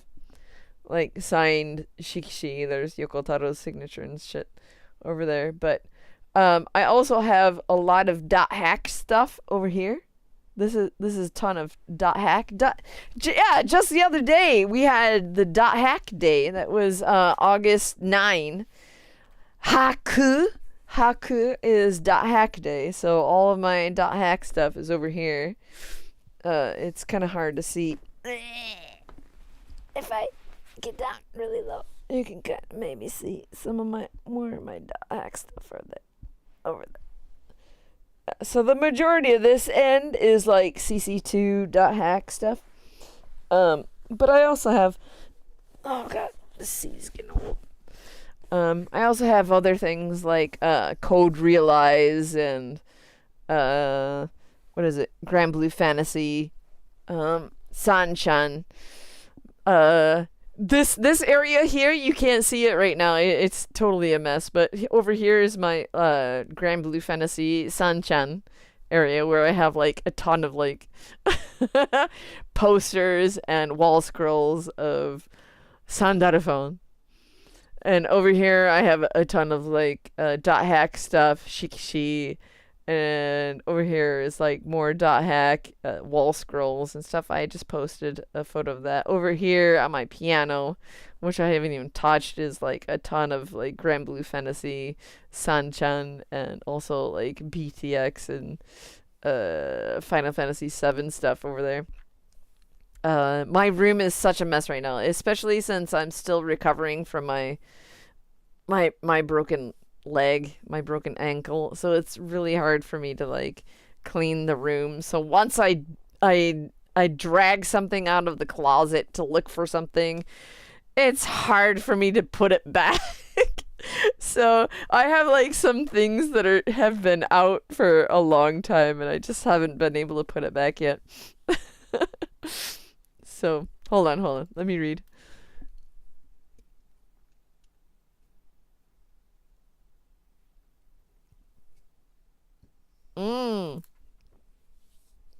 Yeah, talking about speculation, it's like I've experienced this more recently, is that a lot of people are like so super set in their own like understanding of things that they're so unwilling to listen to various speculations and things like that. It's like, that's probably me a couple years ago.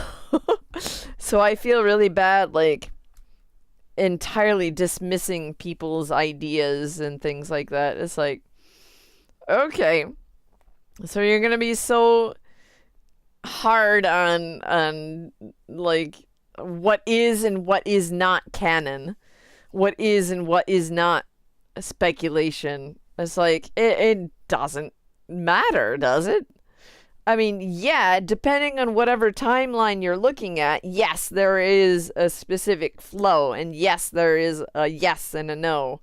You know, what is and what is not canon according to that specific timeline. Yes, I understand that. But to say that you know exactly what the creator had meant by whatever part in the storyline, it's like, no, you don't. This has not been proven without a doubt. So it's still speculation. So whether you want to believe it, that's fine. That's, you know, you can always say that this is the most realistic probability. Sure, that's absolutely fine. And I'm sure I was very loud about that in the past. That's speculation. It's like, dude, people do change over time, okay? So please don't hold that against me. Yeah, I was super adamant about various things about the, holy shit, I got a huge scratch on my foot. What the fuck is that? I don't know. Cat. But anyway, yeah. So it's very interesting that a lot of people seem to hold grudges about that. It's like, how much free time do you have? Holy fuck! I wish I had that much free time to worry about what the fuck other people think about whatever speculation. What? I mean, I certainly did have that kind of free time back in the day, but not now. I kind of had to grow up a little bit. Sorry about that, but yeah. Wow, it's just amazing. Not a whole day. I'm just gonna say, okay. To anyone's like question, like questioning my speculation from 6 years ago. That's entertaining. To bring up something from 6 years ago. It's like, hold on a minute. You don't think anybody is able to change or gain a deeper understanding of said content in the past 6 years? Okay. Yeah. So, yeah, for those folks, I'm probably not going to respond to you anymore, so sorry about that, but yeah. Because I kind of think you have another ulterior motive behind your questions, so yeah. At least that's how I feel, but it is what it is. For authentic questions, people who have questions, you know, it's like, certainly, I don't have all the answers, yo. That's the thing. So a lot of people come to me and ask me questions that is like, I'm not the creator, so it's just my opinion. Whatever I say, yes, it's my opinion, but I try to base it on the facts, what we have. But it's still, at the end of the day, my opinion. So you have to understand that. If you have this idea that, oh, Rika, she's like trying to say that she knows everything. It's like, who the fuck said that? I never said that. Sorry. I'm like anybody else, yo. I'm just a fucking fan who's been in this fandom for like over 10 years. So that's it. I'm no different from anybody else, so yeah. How about you?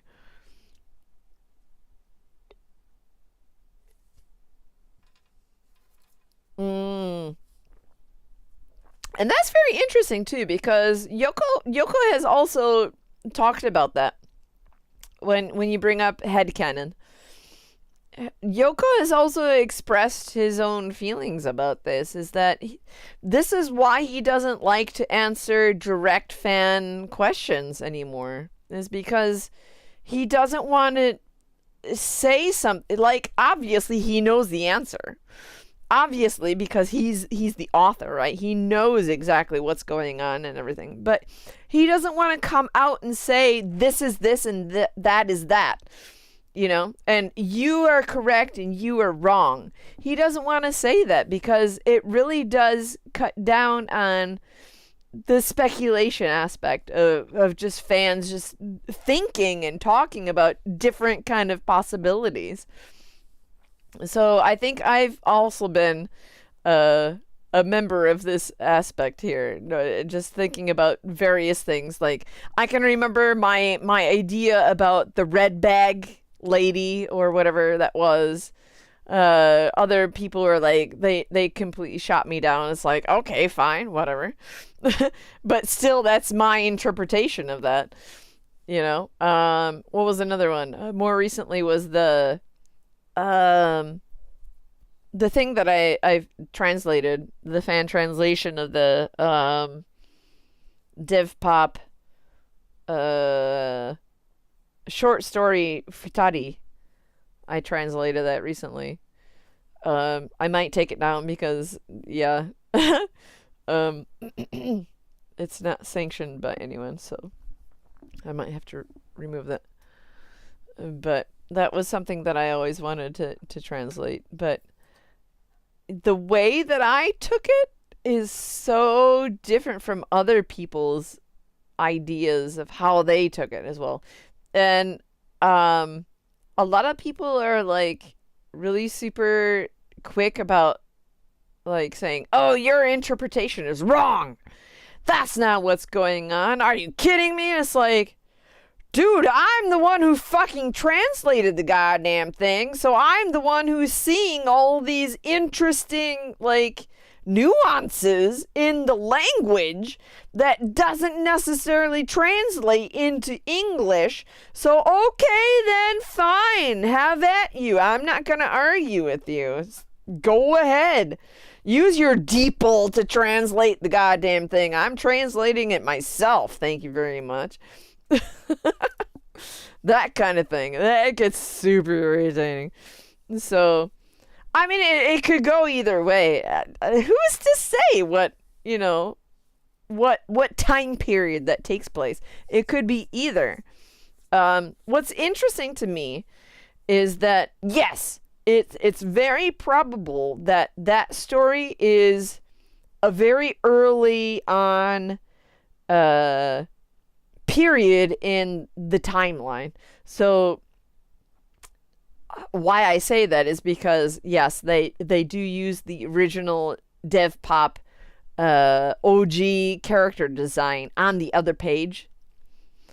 So it's kind of like they're using that, and then they have this, yeah. So it's very probable that it takes place early on in the timeline, but there are many points within that short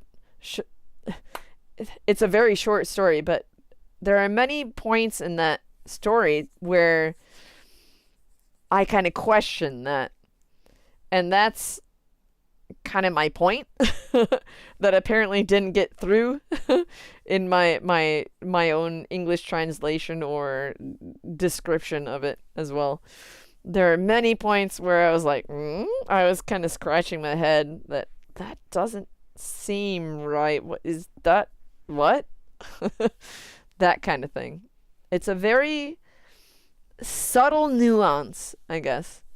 And it's very difficult to get that across in just language alone. So when you're translating things, it's really hard to get that across. So I tried my best, but apparently it didn't really, it didn't land as well as I had expected it to. But that's okay, because everyone is able to take from it as they will. So that's fine. Hold on, let me read.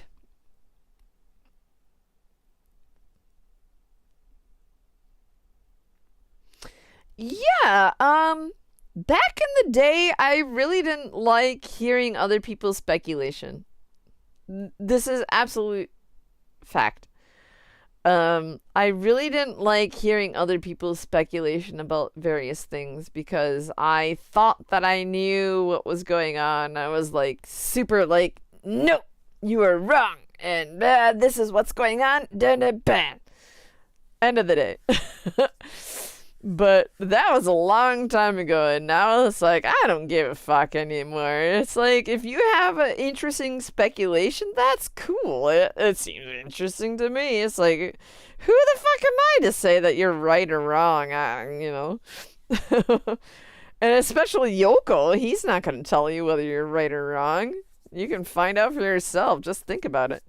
Just thinking about it, I think, is more interesting than like arguing whether you're right or wrong, right?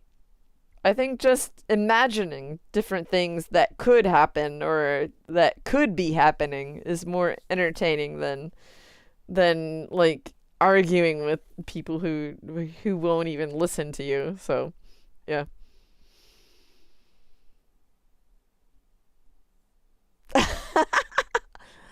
Gags? All gags. Yeah, I suck at gags, yo. Don't please don't like joke with me. I really dislike jokes and gags. I mean, I can appreciate it when I understand it, but it's like I often don't get the cue or get the punchline, and then I just feel horrible afterwards. So yeah, don't just avoid it, please.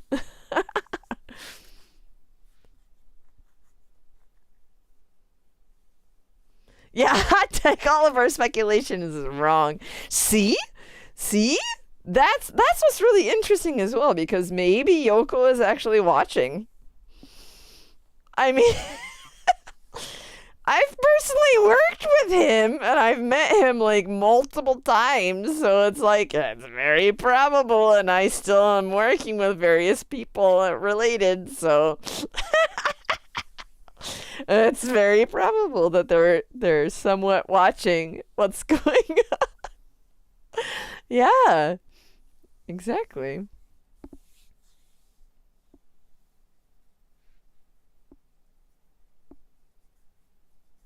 Ah, yes. I'm sorry. I'm going back to elus elusivo, what you said. People who reject speculations in certain headcanons tend to be very cagey, and it just restricts personal freedom and artistic value. Exactly. I've come to understand this very well. Back in the day, I was very adamant about this is what's going on. Your speculation is wrong because of this. I used to be very much like that, but now it's like, I don't give a fuck anymore. I'm more interested in the idea and just thinking about things and just speculating, and yeah, I think maybe it's because Yoko has stopped like answering direct fan questions and stuff, that I felt more free to think about things myself, whether or not other fans say that it's correct or not. So I think that's been a huge thing recently. I've experienced it a lot in just the past couple weeks. It's like, wow. So I tried to distance myself from the fandom for a while, just to take a break. I kind of said goodbye for a while, for several months, and just coming back, and it's like, so I'm experiencing this shit again. It's like, so this is why I left. Yeah, I'm kind of just now remembering why I left. Because of these people who are so like, I know everything, and whatever you think is wrong because of this and this and this. It's like, okay. That make you happy? Okay. I'm good. Thanks. Moving on. So. 2B eats at KFC. That was a cosplayer, wasn't it? Wasn't that somebody in America? That was during the what was that? One of the concerts, wasn't it? The concerts, the original concerts during COVID, wasn't it? I think.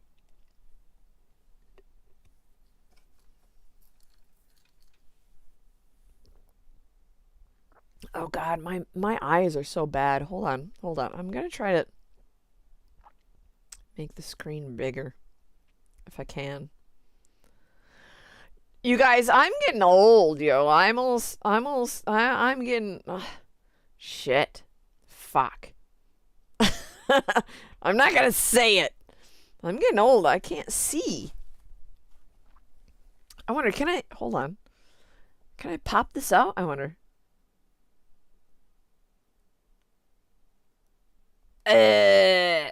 Wakane. Okay. Well, anyway. I'll try. ですね。Lucivo-san. I had this tinfoil idea that Yoko spies on us. I kind of think he might. He might, yo. Because the name ideas for S21 in episode... No. Are you talking about the names that Rose gave the... ちょっと待って。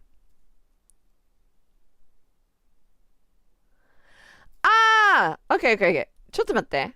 Erika was in the original stage play back in 2014. So Erika was already there. She was one of the characters that was deleted between version 1.1 and 1.2 musical.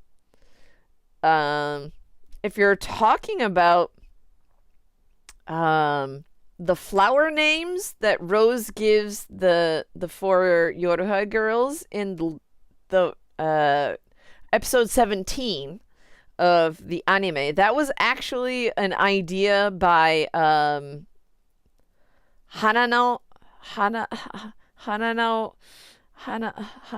Oh fuck, what's her name?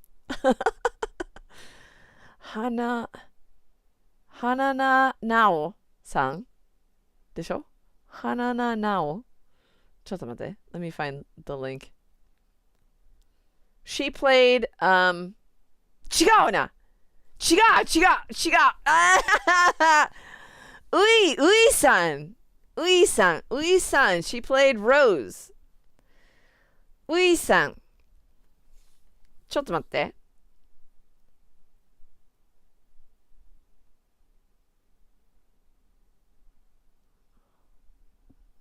Stuff is kind of like shaking my room and I didn't know why. Hold on. That was Rose. So. The original actress of Rose, Hinagata Ui san. ちょっと待って. Let me write down. I suck. I totally suck at names. Ui Hinagata.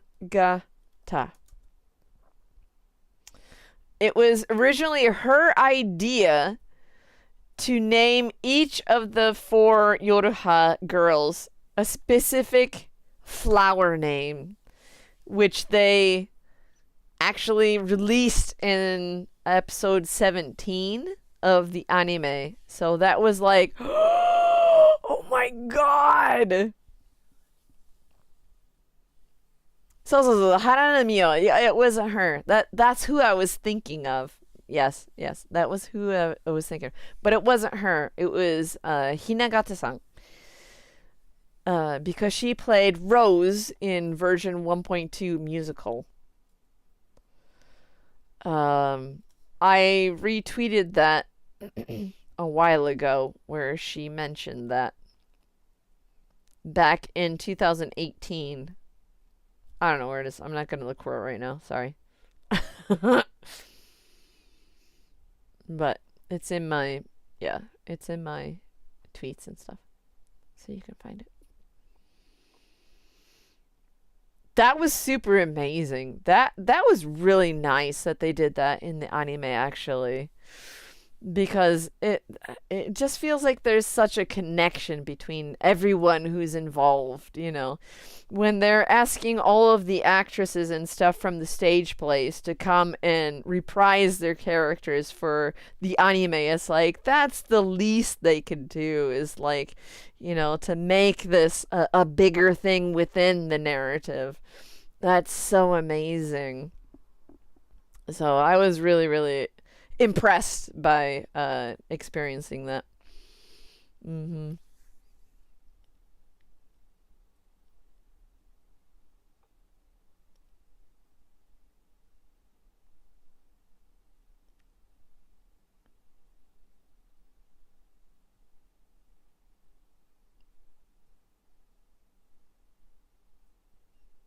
Oh, okay, okay, okay. So you're talking about a fanfic that you wrote that you name Erika.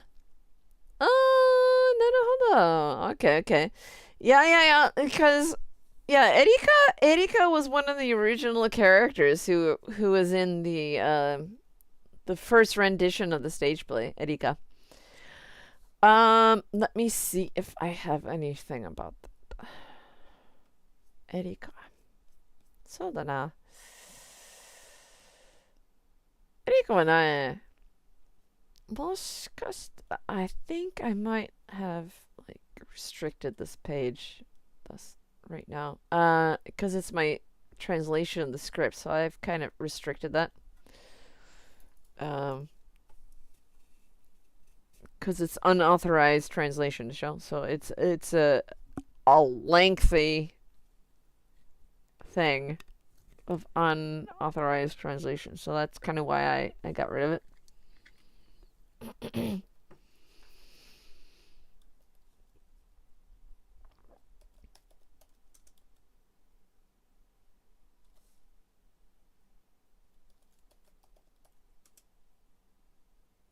あ、なんもねえな。なんもねえな。エイクはね、ちょっと待って。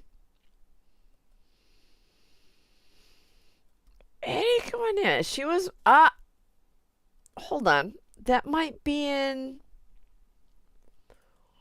ちょっと待って。That might, I might have written something about that in my deleted characters segment of this towards the end.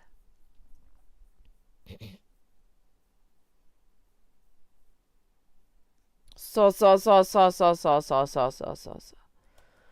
っと待って。Hold on. そう。エリカ。ERICA.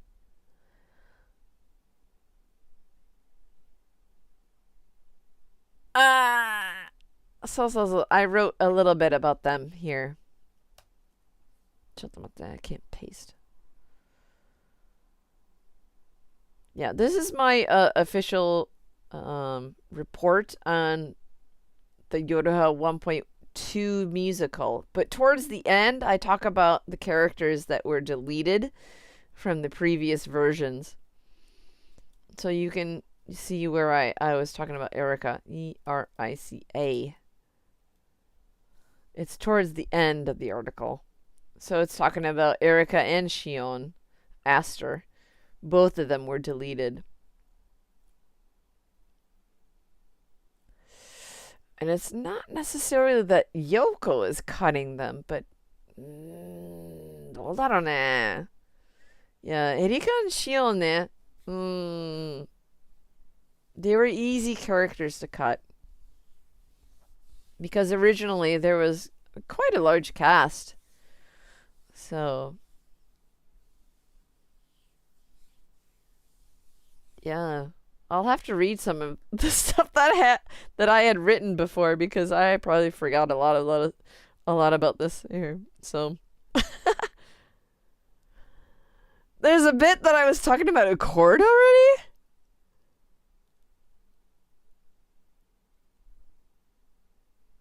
Oh, this is where we first heard that a chord is in the Kingdom of Night, yo.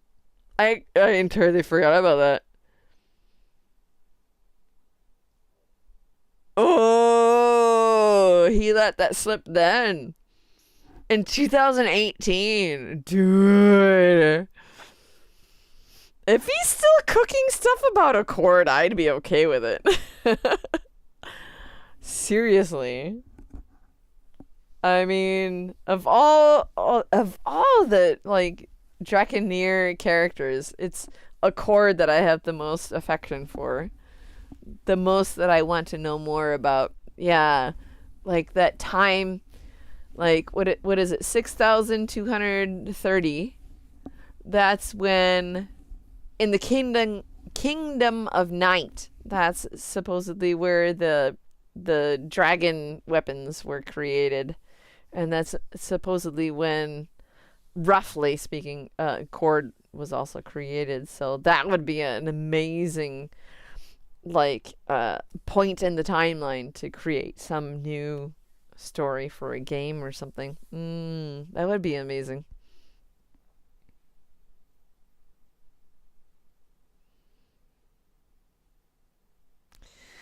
Yeah, for the original two versions of the stage play, there were a lot of like characters that could have been cut or merged. A lot of them actually merged, like two characters were merged into the same thing. So I also talked about that on the pages that I sent you. It's interesting to see that how just to see the progress of the overall story and stuff.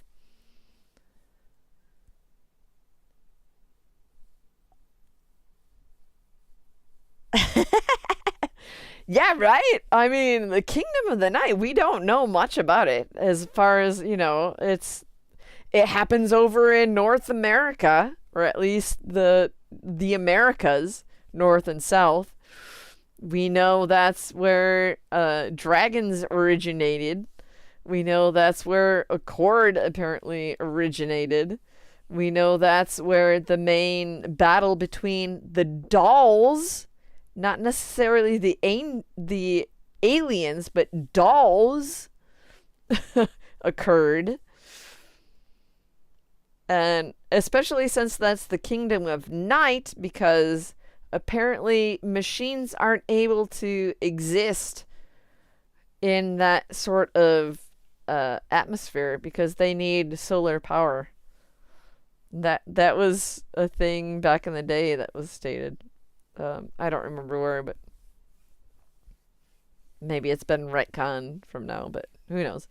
Um, but yeah, even though it's called Kingdom of the Night, that's not necessarily true because there could be some kind of like Twilight Zone. Da da da da Twilight Zone. Isn't there a cool 80s song? I used to love that song. That's a good song, yo. Good music video too. That freaked me out when I was a kid. Hi. Mm. Yeah, so for the next Yoko game or whatever, I would like to see something either in that timeline, with the new dragons with a chord fighting the dolls, not necessarily the aliens, but the dolls. They're specifically dolls. So that gives you like an image of Shino Arisu. If you imagine the two dolls on strings and stuff, that's kind of that image, yo. I would like to see something in that timeline or more details about Red Eye, that whole sequence. So I think that was what he was trying to tell with the Thou Shalt Not Die manga. I really believe that that follows that whole timeline of dealing with uh just the shit coming down. What was that? Maso. All the Maso coming down and like weird shit, and them trying to deal with that and trying to create like human weapons. So that would be Emil, and that would also be all the characters that were involved in those Thou Shalt Not Die storyline. All of them would be involved in that. So I would really like something along those lines just to get a more clear view. Really, hold on a minute. I really think it would. The Thou Shalt Not Die story, I think, would make an amazing anime. Because a lot of it is fighting in just horrible deaths and just characters like fighting against each other, and I think it would make an amazing anime. As a game, I think the timeline with the dragons in the Kingdom of Night with Accord and whatnot, I think that would make a really good game. So if there's some way that they could like connect the two, or how they could like relate one to the other, I think that would be really amazing. If they're thinking of something entirely new,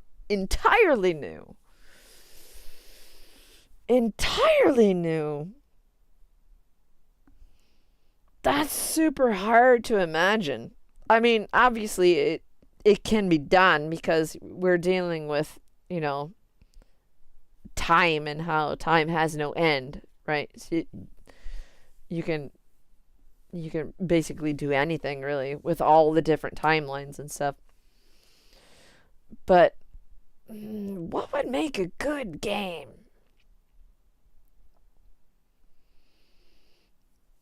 Yeah, I can only see early Dragon development. Kind of a mix of Drakengard 3, where you could play as the dragon. I would like more flight. Like, something that worked better. I hated those boss battles with the dragons. I really hated that.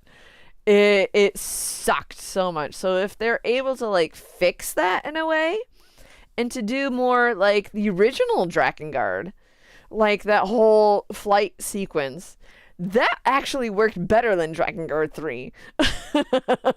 So if they're able to do something along those lines, and to make, this is my idea, is if they're able to make the dragon the main character, that would be amazing. Like, even if he has like a human form and he transforms as a dragon for battles and stuff, that's okay. That would actually be super cool. I would actually like to see that, because we've already kind of seen that though, right? Because like in, what was that, Drakengard? It was in that novel where Angelus kind of has a human form at the end. That would be super interesting if they could transform in some way. So they have like a humanoid form in this situation, but they can transform into a great dragon in this situation. That would be super interesting. I would like that for like aerial battles and stuff like that. So you can have your like Kaim, fighting the small dudes on the ground. You could be that character, but you can also like transform and to become the dragon. Oh, wouldn't that be cool though? I think that would be super sick. It's just they need to do it properly. Like if the gameplay isn't done well enough, it's gonna suck. Like I'm really sorry. A lot of the gameplay in Drakengard 3 was hell. I absolutely hated the boss battles in Drakengard 3. I'm never playing. I played it once. I'm never playing it again. I'm really sorry. I went through the hell one time. I'm not gonna do it again. Mhm. 16. Yeah. It's very similar to that. If you think of the icon battles, exactly. That's kind of my feeling. I mean, you don't necessarily want to do the same thing that they did, but it's kind of like that. At least is my feeling, is what I would want. I would want like one specific like humanoid form, and this is what you do in that situation, and then you have a separate like huge, oh my god, huge boss battle or whatever as this. Yeah. I think that's a really good analogy to give. 16. The rhythm, see, I'm somewhat okay with the rhythm stuff. I'm somewhat okay with that. I had more problem with the other shit besides the rhythm stuff. So I had more problem with just the everyday boss battle. I had more problems with that every single time. It's like I dreaded every boss fight because of that. I don't know, maybe I just sucked. It very well could be. I probably just sucked. Hi. Alright, so hold on. I'm getting really super talky, so I haven't really covered my list at all. Maybe it doesn't matter at this point. Is there anything you want me to talk about? I still have all my shit out. Do you want me to just show stuff? Like, here's this and here's that and this is that. I've got like a bunch of shit here. Look at this. Look at this fucking book. This is the Shino Alice weapon story book, yo. Look how fucking thick this is.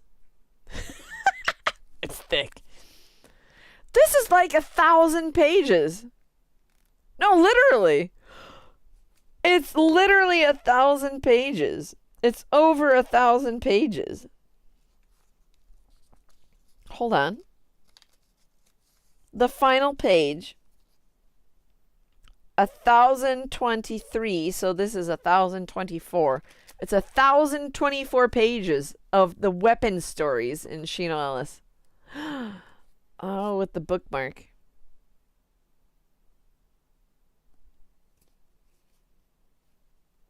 Dear God. This hasn't been released in English. There's too much shit here. There's too much stuff to translate. That would take a hell of a long time. But you know, if you imagine that the game has already been translated in English, it's like just copy and paste it. That's not that hard, is it? You already have the English translated, so hold on. YoRHa girl stuff. I do have some YoRHa girl stuff.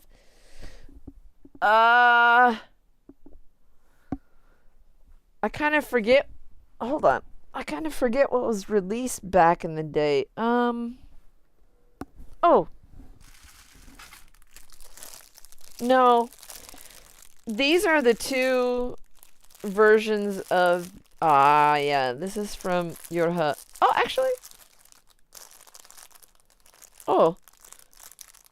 This is the visor that they had for sale at YoRHa 1.2 musical. So it's probably hard. I didn't take it out of this, but you can you can see how it's the white line there. That's the way it's supposed to be, but they kind of messed up. They messed up for the YoRHa 1.3a version, and obviously you can't see the white line, right? Because it's a black thread. They kind of fucked up. So like, oh, we kind of fucked up, so we're gonna replace those. So they re-released it somewhere. I have the other one, the newer one, somewhere. I don't know. My room is such a mess. So that was fun. What else? Hold on. Let me try to read. It's hard for me to read, so I have to like get really close to my computer to be able to read. Don't mind me.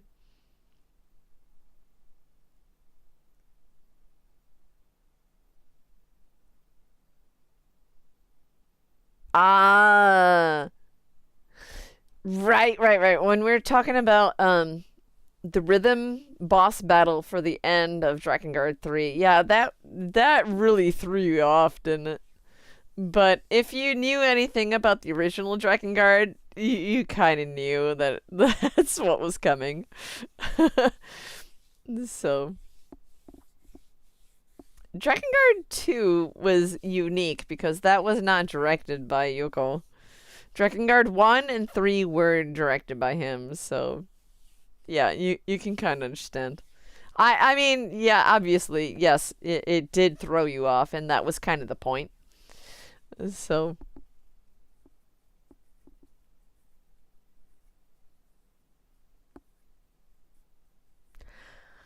a 2B weapon story. Did we get a 2B weapon story?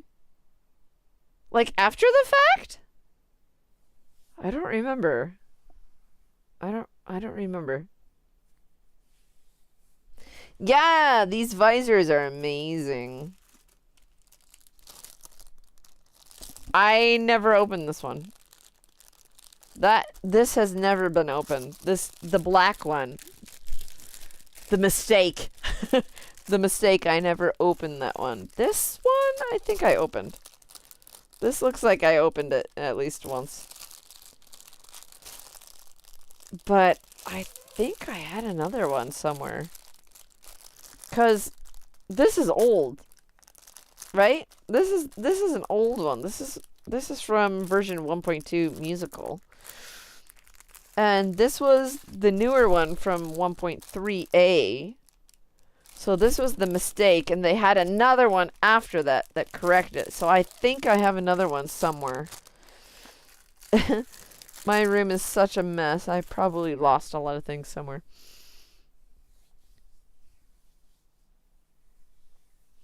Yep. Yeah. There wasn't the contrasting stitching. They made a mistake with that one line being black when it should have been white. It was a mistake. Visor mistake. Yep.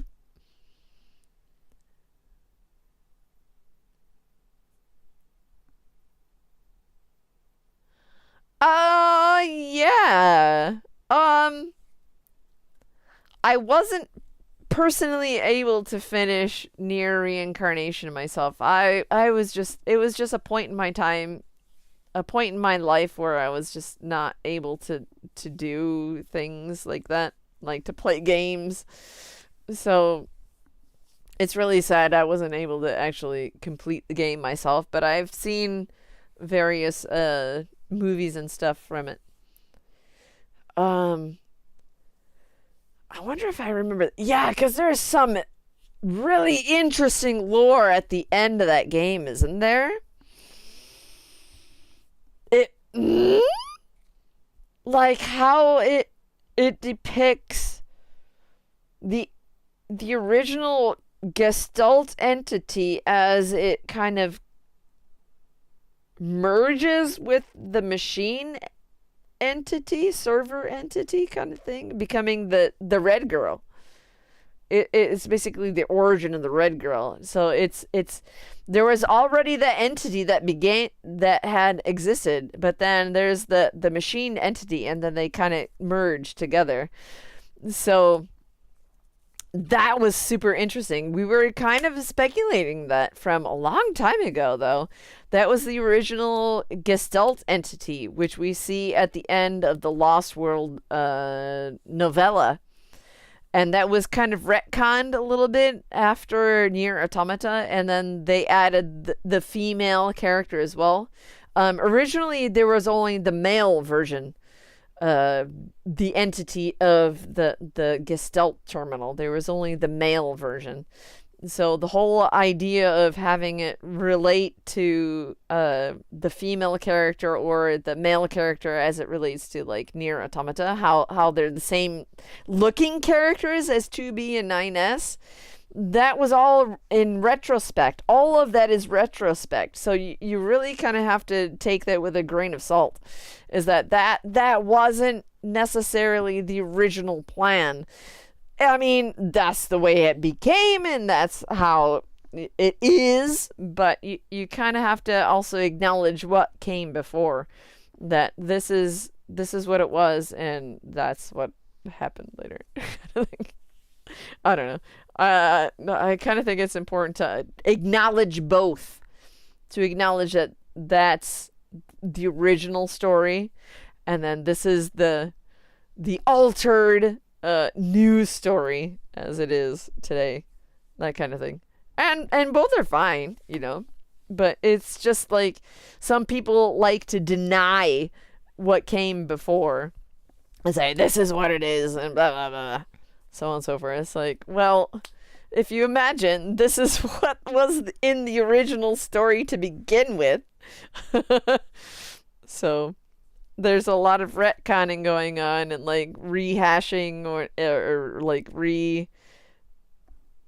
I don't know, like redesigning the whole story. So hold on, let me read.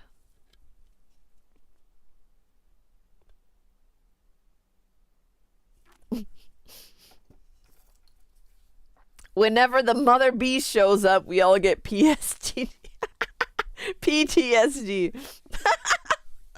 I don't remember what that is. What is the mother beast? Is that in NieR Reincarnation? Man, I thought I knew what was going on at the end of that game, but I probably forgot a lot. Because I couldn't play it myself, so I had to like watch a video, so there's probably a lot that I don't remember. Yeah, I played NieR Reincarnation since the beginning. It's just the last segment that I wasn't able to play. I just didn't have time. It was in a really, really difficult time of my life that I just wasn't able to play. It just came and went, basically.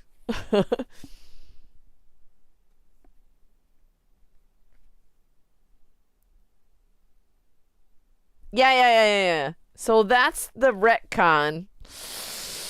Maybe that's bad for me to say. That's how they changed the story. How the administrator. So the administrator is the actual entity from the Gestalt terminal from way back in the day. We originally see them in the Lost World short story, which was originally released in 2010 in the Grimoire NieR book way back in the day. So that was shortly after the NieR Replicant was released. NieR Replicant, NieR Gestalt, both of them were released in 2010. So Grimoire NieR, that dealt mostly with NieR Replicant on that side. So in that story, we see the male entity. There is no such thing as a female entity, so we only see the male version. And the whole, I see, even back in the day, there was no idea of this YoRHa, whatever, so on and so forth. So there's a lot of retconning going on. So in that sense, I kind of think using that term retcon is accurate because that's exactly what's going on. They're taking what had originally existed and they're changing it because of what they had created later on. So when they created this story later on, they have to go back and change things from the original story to make it make sense. The whole thing makes sense. That is the definition of retconning. Okay, so you can say that's a good thing or that's a bad thing, but that's exactly what's going on here. They retconned the original idea. And that's Saito's.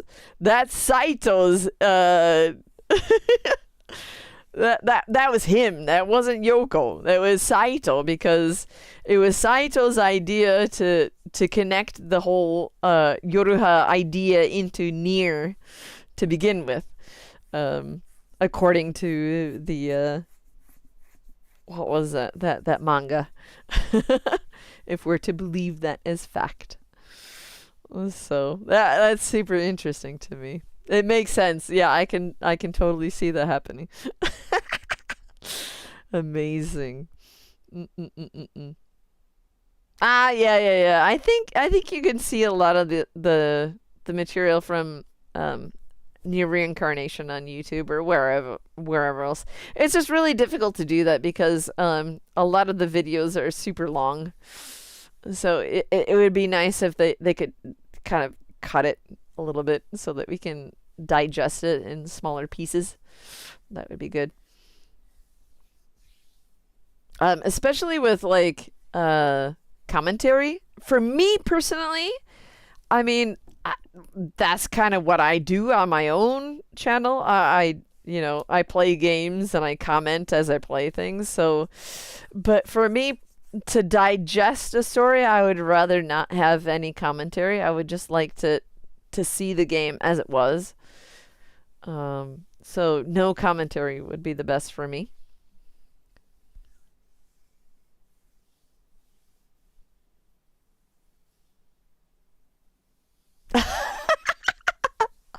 Yeah. I say retcon, but Accord calls it sealing off that timeline. Sealing off that branch because it ends in ruin. Exactly. That's funny. Super funny. Alright, so I've been talking for almost 3 hours, so if anyone has any other like super questions, I've got a ton of shit still sitting here, but check this out.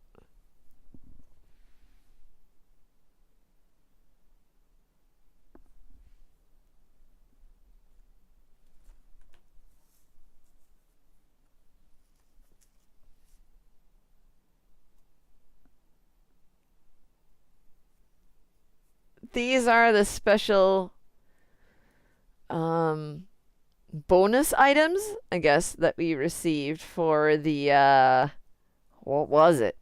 What even was it? Okay. It was for the YoRHa version 1.1a stage play in 2020. These were given to people who had who purchased tickets through the official source. So I think it was like the official Square Enix site, I think. I'm probably forgetting, but yeah. So I went twice, so these are my two. I never opened them. You can see that they're just like post-its. It's a huge block of post-its. So if you open it, you can have like a ton of different, post-its. But I never opened them. I like them like this. Right? Like, who would open these? Who would actually use these? That's dumb. I'd keep them as they are. Yep. Which is what I did.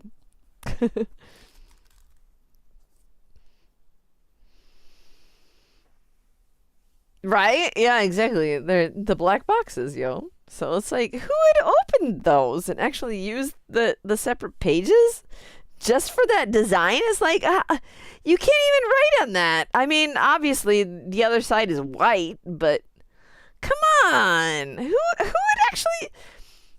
You gotta think about the people who are going to your stage play, okay? For people who are going to your stage play, they're all pretty much NieR fans to begin with, okay? So who is going to open this and actually use this as a fucking memo? Probably a very small few. I doubt anybody is going to do that. The majority is probably going to try to resell them, actually. That's more than actually... Okay, just think about it. All right, so if you think who's going to actually use these pages as they were meant to be used, all right, and then you think about the people who would just rather sell this whole thing on auction or whatever else, that's the more frequent end of the whole thing. More than people actually using things. There's probably going to be more people trying to sell it for money. Huh? What? Hmm?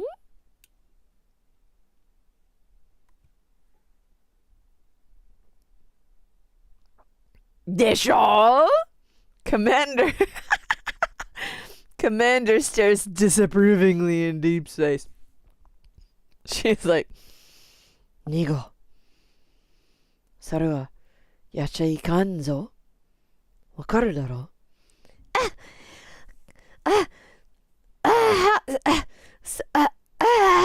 そうだったか。オッケー。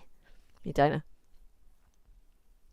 ニゴ、やっちゃいかんぞ。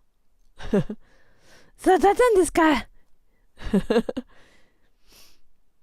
司令官、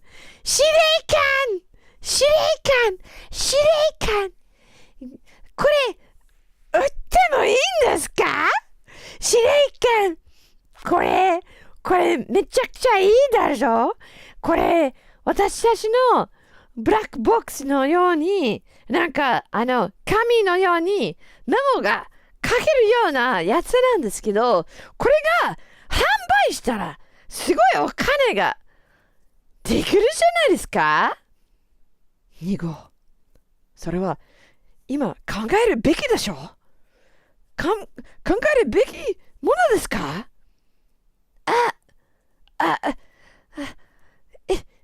ところは考えるべきではないんですけれども、さ、下に行くよりに、これを考える方がいいだろ？これ販売したら、下に行けなくてもいいだろ？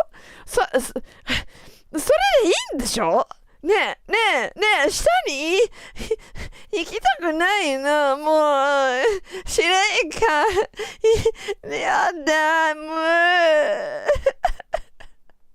やだ、行きたくない、死にたくないの、これを歌いたいだけなんですよ。これ素晴らしくない？ねえ、すごいお金が、ねえ。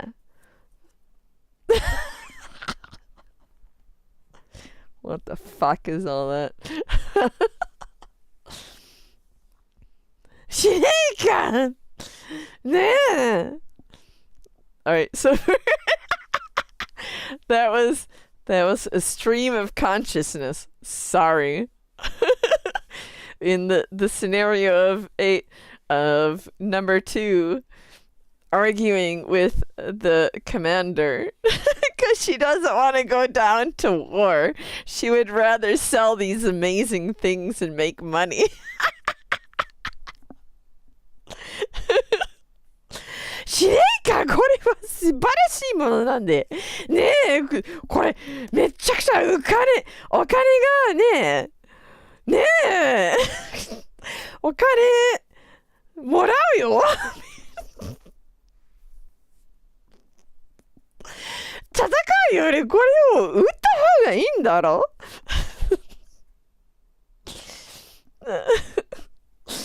？More than going to war, it's better to sell these things and make money to show. Sorry. All right. Anything else? It's about 3 hours, so I mean, I'm still Genkyo.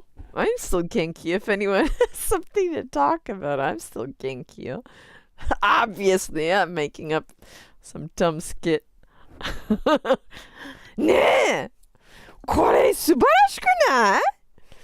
これねえ、これ売ったらすごい。なんかさ、これ、あのね、これはシルバーじゃなくて、ゴールドに入れたら、なんかさ、なんか、アクセサリーアクセサリーアクセサリーアクセサリーになれたら、ダダーン。お金になるだろうねえ、これ。これ見てよ。キラキラ。ほら、ほら。キラキラしてるでしょこれ。キラキラ。ほら。ねえ。ねえ。これは、爆発するようじゃなくて、売る方がマシだろねえ、司令官。これ、売ってみないこれを、なんかね、これはいいんだけどさ、これはもうちょっとなんか、キラキラができたら、本当にいいと思うんで、ねえ、なんか、ゴールドじゃないけど、なんかもうちょっと光が、ねえ、あまり活かせないんだろなんかね、この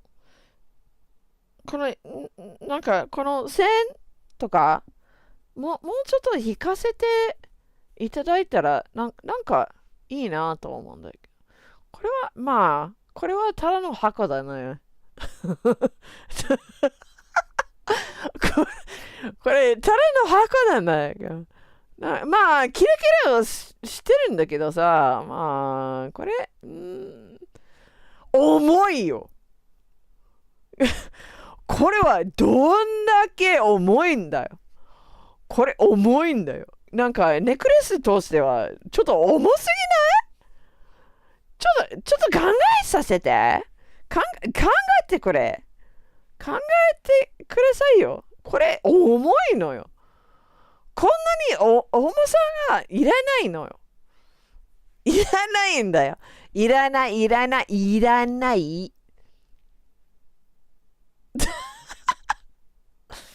Alright, so I'm sorry, I'm like just having fun. So I'm like having fun with this. This is the original black box necklace that was released. I don't know whenever, but it's super heavy. And that's what I was talking about. I'm like, this is super heavy. It's like, seriously, if you're gonna have a necklace and you're gonna have it this heavy, this is fucking heavy, yo. I'd like to weigh this fucking thing. It's heavy for a necklace, so it's like, maybe think about the materials that you use when you make something, because it really doesn't need to be this heavy. I mean, if that was the whole point and that's what you wanted to get across, okay, fine. But for just a necklace accessory, it doesn't need to be this heavy. It's complete. It's a complete, yeah. Like, it's not hollow or anything. That's why it's heavy. Whatever material that they use to create this, it's not hollow. It's a complete thing. So that's why it's heavy. I don't even remember what I was talking about. Is it steel? I forget what it's made of. It's listed on the thing when I bought it. So I'll have to look. It's probably some sort of alloy, a mix of various things. So yeah, sorry.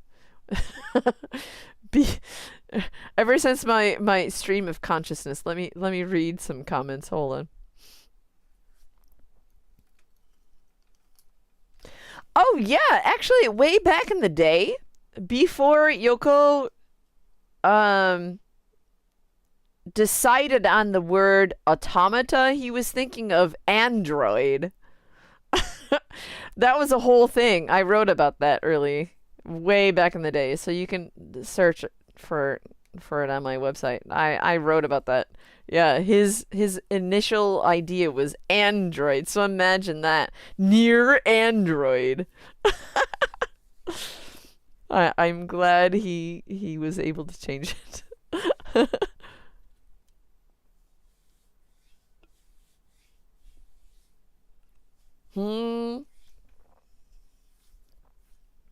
I am not familiar with anything within the Fire Emblem franchise.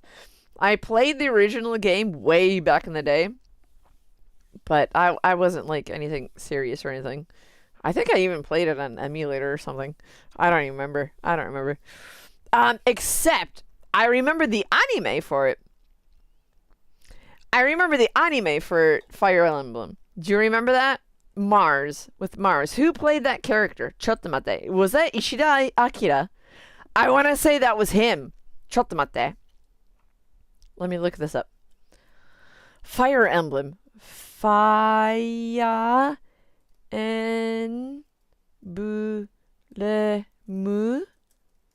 anime. Shujinko. Shujinko. Mars. I spelled it wrong. Fire. Yeah. Oh, it's a yeah. Fire. Fire Emblem. Ah, yeah, the OVA. That was my first experience with Fire Emblem, was from the OVA. Was that Ishida Akira? Let's see how... No! Midorikawa Hikaru だったんだ。まあまあまあまあまあまあ、わかるだろマルス。いや、緑光る緑川光るだったんだ。ああ、まあまあまあまあまあまあまあ、なんかわかるだろ。ああ、そっか。なるほど、なるほど、なるほど。うんうんうんうんうんうんうん。Yeah, Mars. Mars. Mars. Mars. Oh God, the OVA was relatively good. I remember that. I think my dad bought the VHS for me way back in the day. Yeah, that was in the early 90s. 懐かしいな。懐かしい。Okay, ちょっと待って。Let me read.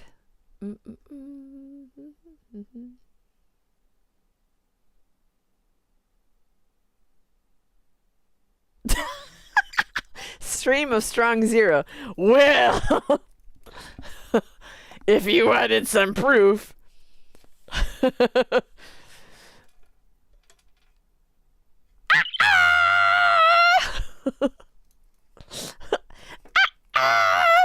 So, when I have my thing here, you probably know what's inside.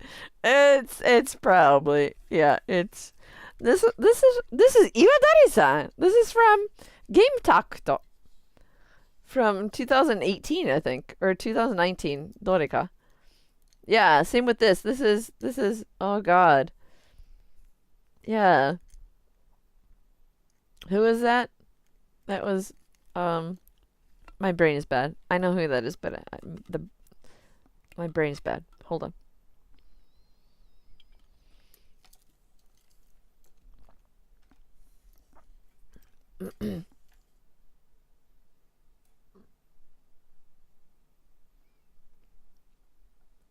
Yeah, names are bad, man.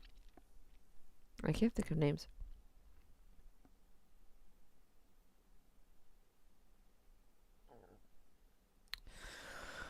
Oh, to make good money, making like a, yeah, like just a everyday cutlery in the shape of that sword. That would be amazing.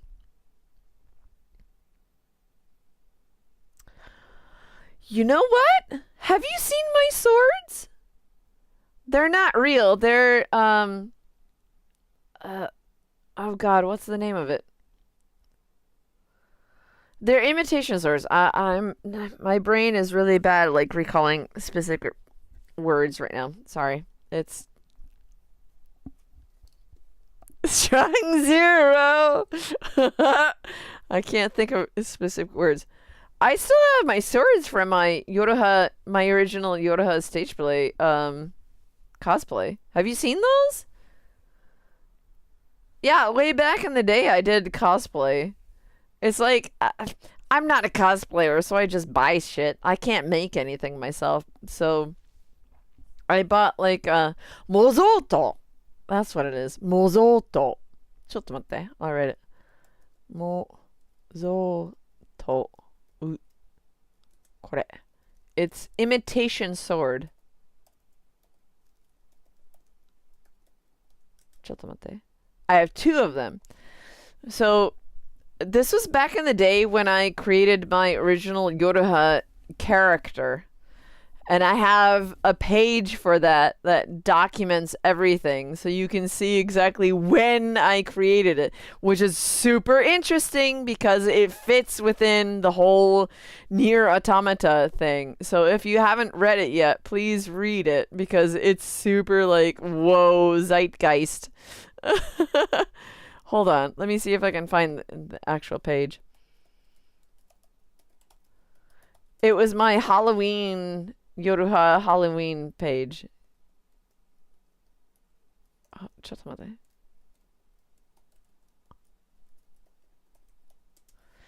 て. So this was way back in 2014. This was after I saw the original YoRHa stage play and I created my own original character within that universe, and it's super like crazy how well it fits with NieR Automata. Because, oops, hold on. If you haven't read it yet, please check it out.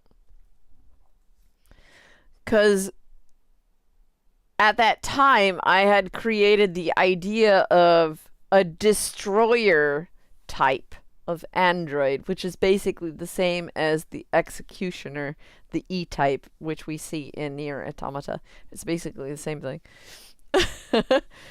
So maybe they saw my idea. I don't know. That would be like wishful thinking, but it is what it is. Zeitgeist. So yeah, ideas can happen at any time, anywhere. So it's not like I'm gonna go and like accost them saying, "You stole my idea! You stole my idea! I'm gonna kill you all." That's sick. That's fucking sick. We're not gonna deal with that. So, yeah. Going on. Sorry. Yeah, I was super slim back in the day. Dude, I'm fat. I got more boobs now, though. Dude, I'm because of my leg, I can't fucking walk. I can't like exercise like normal anymore. Like I used to walk all over the fuck, and now I can't walk anywhere. I mean, I'm trying. I walked a lot today. I went down to my favorite spot and I sat there for a while and I walked back. Got a taxi back home. It's so sad.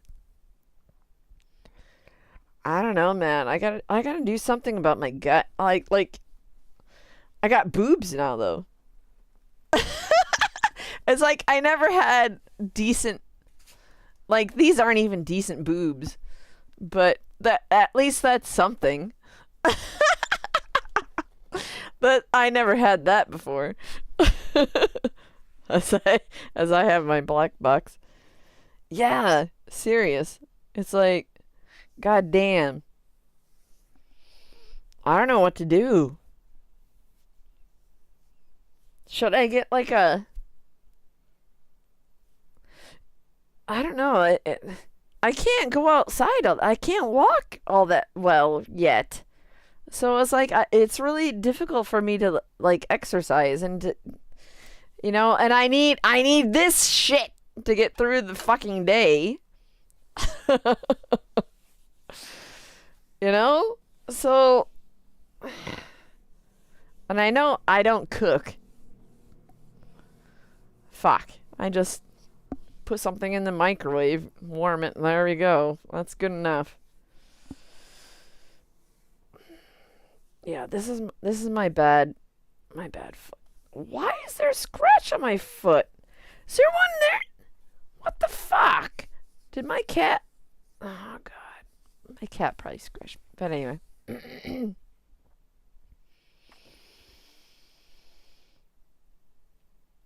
Yeah, so I've stopped talking about NieR stuff. Uh-oh. Should we go back to something? We're at 3 hours, yo. If you don't have any, like, specific questions about anything, I mean, I still have a ton of shit that I can, like, dig out to show you, but I think we've kind of talked about everything that we needed to talk about.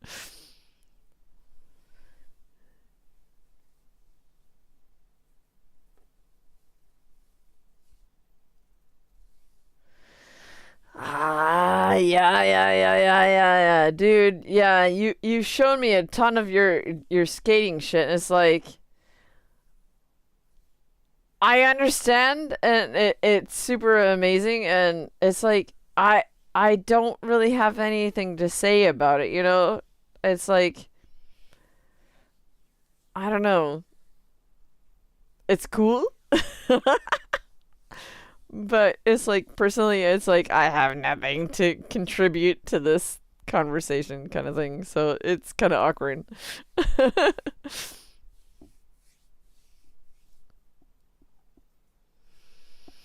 mm,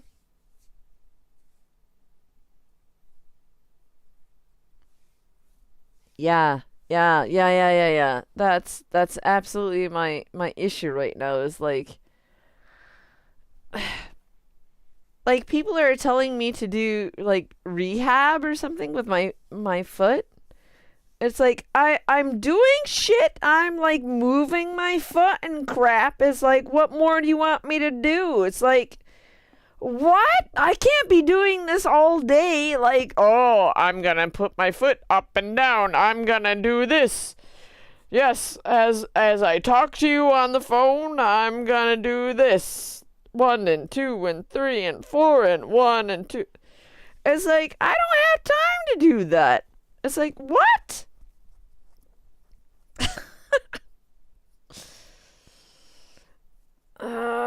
I know. I mean, I get it because like my mom, she fell one time really bad and like broke something in her shoulder, and she had to do all sorts of rehab and stuff. It's like, so she's like, I told you that's what you need to do. You need to do this and you need to do that and you need to. And it's like, thank you for telling me what I need to do, but it doesn't necessarily work within my schedule, if that makes any sense. I don't have the time to like, I have to think about doing it, the show. So while I'm like working, I can't like think, oh, I gotta also do my foot exercises while I'm like typing a memo to my manager or whatever. It doesn't make sense. You can't do that. It's aggravating. And definitely because I can't walk everywhere that I want to do. Because I've been always walk. I mean, this is Japan. You have to walk, otherwise you can't get anywhere. Otherwise, you have to get a taxi and shit. So yeah, ugh, it's rough. Mm, yeah, you think?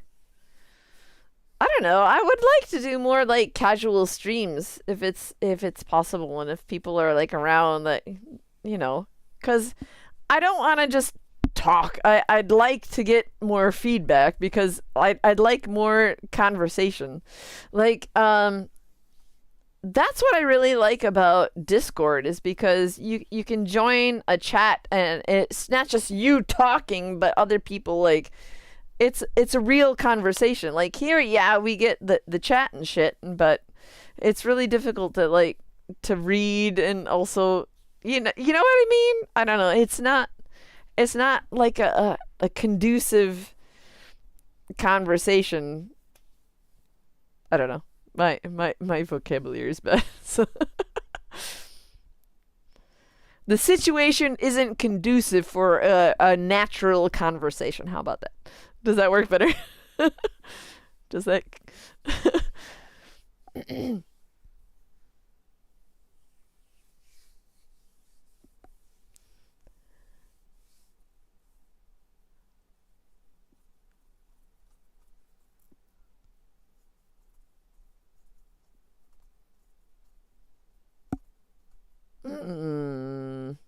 Så den är.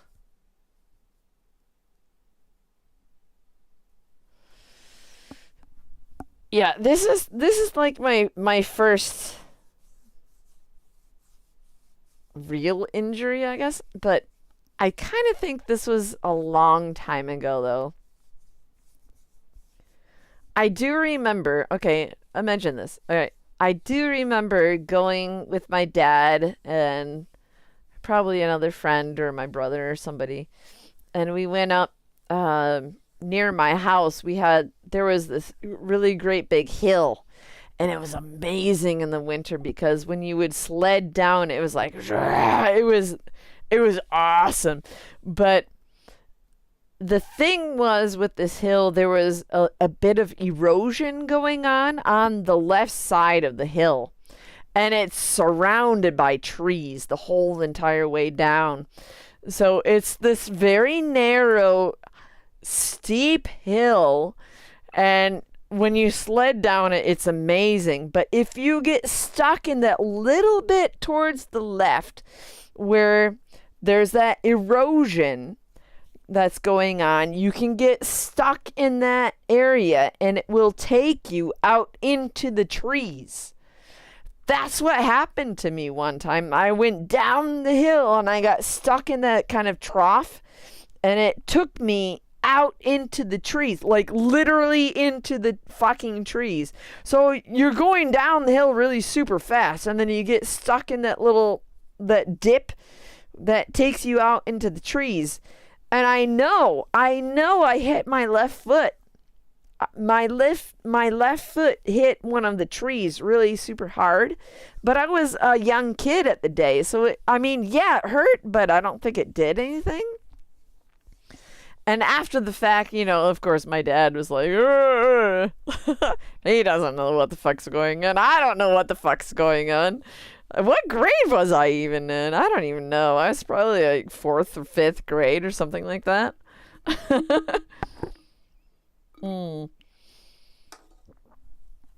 So maybe that might have started like a very small fracture or something in my young bones. I don't know. Hi. There are 9 people still around, so if you want me to talk more about NieR related things, please let me know. I still have like a whole list of things that I can go through. I have everything just sitting here. So if there's something that you'd like me to talk about, please let me know. Otherwise, I might say good night because it's midnight. It's after midnight here. If you want me to quit, I can quit now. If you want me to continue, please let me go on. Green stream fracture. What does that mean? I don't know what that means.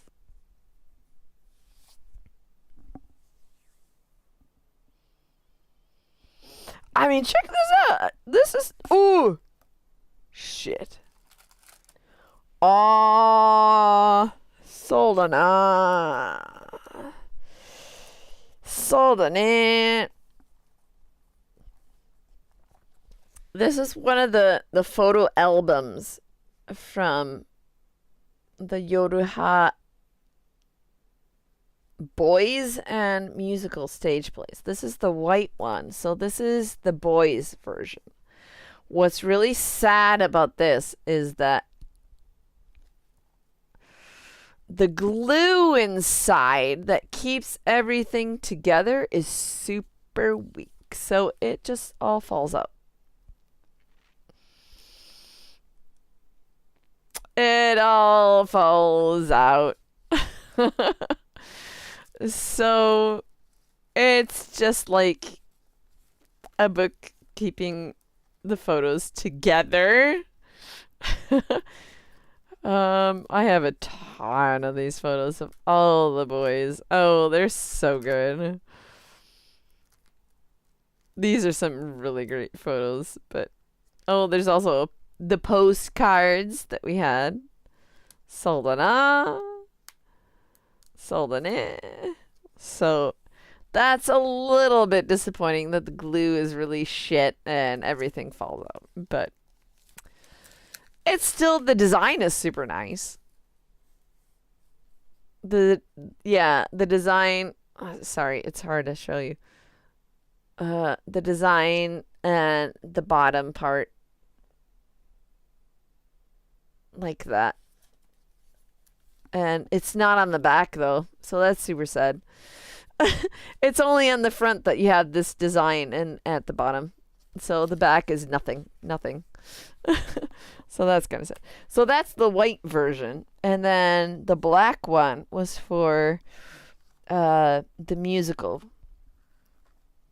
the YoRHa musical, and it's the same. This one is holding up a little bit better than the other one. So the glue, I think, I don't know, maybe the glue is holding up a little bit better in this one. You have this design on the end. Yes, the other one did as well. It's just the back that there's nothing. So that's kind of sad. But inside I have a lot of the photos that I purchased. So you purchase the album separately, and then you buy whatever photos that you wanted, and then you put them in here. So that's what I did. So a lot of the photos that I purchased, I put in here. I should have at least one photo of every character. And then the postcards as well at the end. This one is holding up a lot better than the white one. The white one just totally, the glue just disintegrated. This one is not bad. It seems much better than the white one. So that's kind of sad. Rip book.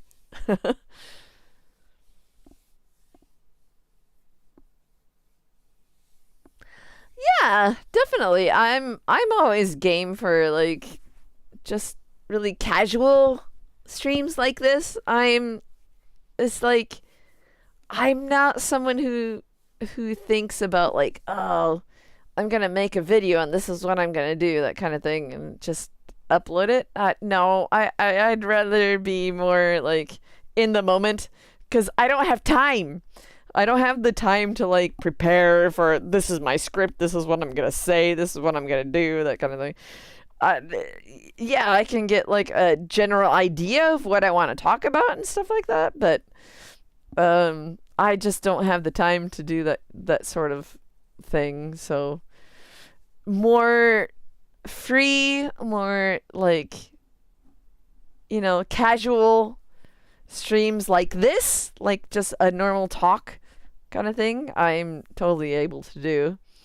So as long as you're like if this doesn't annoy you like insane, because I'm not the greatest like person to talk and stuff, so I'm not the greatest like entertainer or anything like that, so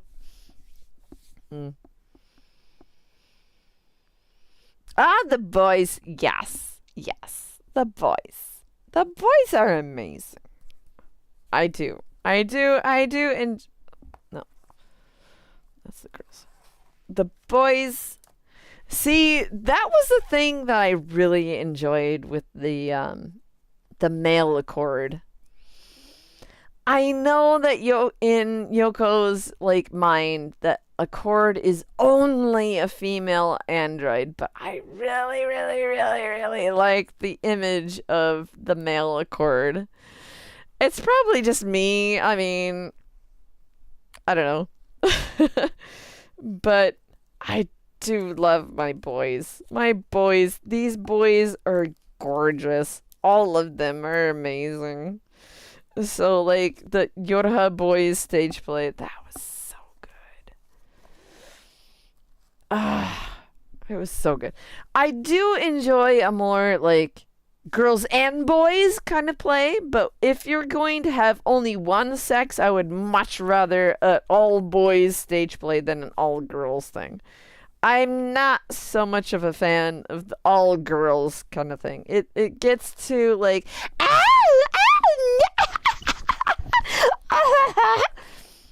I don't know. It's a bit too much for me. Maybe that's a Japanese thing. I don't know, but it gets too much for me.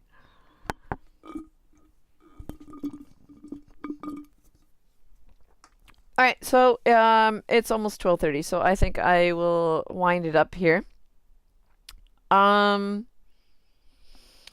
I don't really have any plans for tomorrow, so if you want me to kind of continue this discussion, and we can continue with my somewhat schedule of going through various Yoko related goods.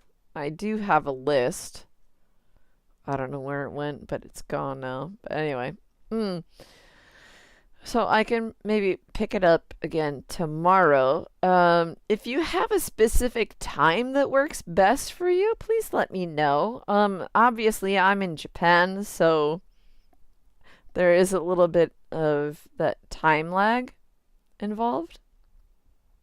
So let me know what time works for you, and I'll try to accommodate.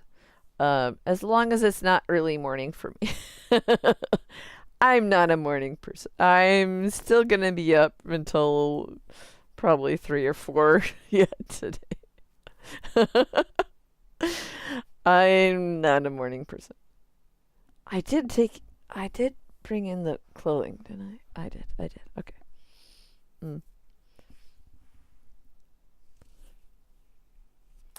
Yay! Thank you very much for hanging out with me. Sorry, it was kind of long and random like this. It's just a casual talk, so please don't expect much from these kind of streams. It's just, hanging out and having fun and talking about things that we all enjoy. So that's my main thing that I really like to do. So that's one of the reasons why I don't like having like a set script every single time. Like, yeah, there are certain things that I want to talk about, obviously, but I like to be free in the moment, and I don't have time to like prepare that much. So as long as you're okay with that kind of style, then sweet, that works with me.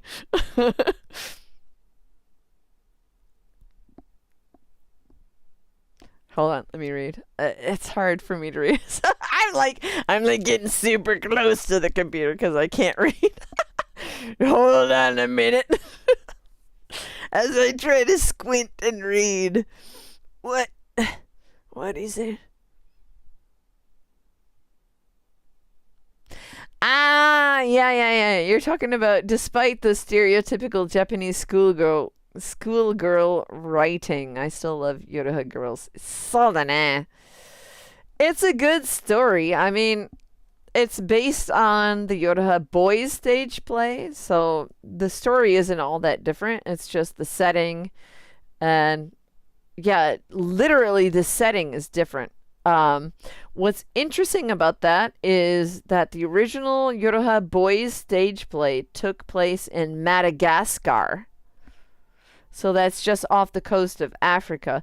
But the YoRHa Girls stage play, which uses the same story, takes place downtown Tokyo. So the geological change is super weird. It's really weird. People, people. There's an ambulance going down the road. So that's kind of inducing. It kind of makes you wonder why the change. That's super different to show.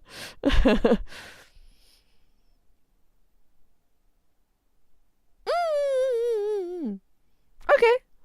Yeah, technically, for me, starting streams around 9 o'clock is good for me. Like, evening 9 o'clock for me. So that's probably early morning for a lot of people. Like, on West Coast and stuff like that. So, as long as that's okay. I mean, I could kind of try something in the morning sometime. I'm not a morning person, so you might not. I mean, I'm pretty watered down as it is, so. Hey, be nice.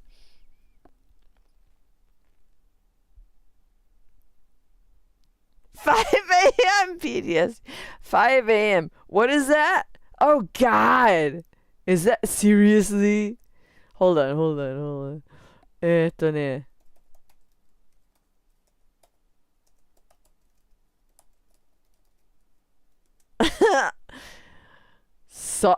そうかもね。9時か。ちょっと待って。Try much. Hold on a minute.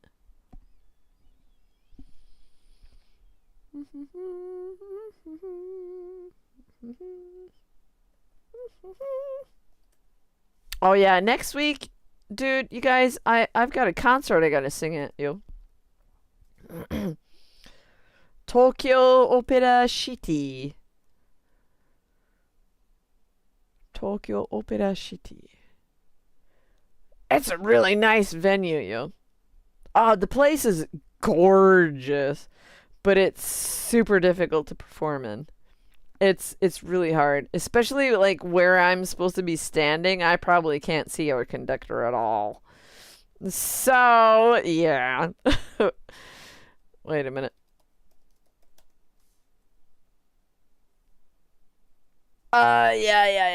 Yeah. My 9 o'clock in the evening is probably like East Coast is 8 o'clock in the morning. きついね。きついね。どうしたらいいの？きついね。Like, you guys, most of you are like East Coast, relatively speaking. Okay, so East to West Coast. Okay, so like mainland US time. でしょ? Oh, yeah, thank you very much. Yeah. I sing soprano. So, we're doing... Hold on. Are you interested? ちょっと待って. We're singing a medley from The Omen, the original Omen. So our concert is dealing with scores by Jerry... Fuck, what's his name? My brain just died like halfway through. Did you hear that? Did you hear my brain like... What the fuck's his name? Jerry Goldsmith. Thank you. My brain just halfway through. Yeah.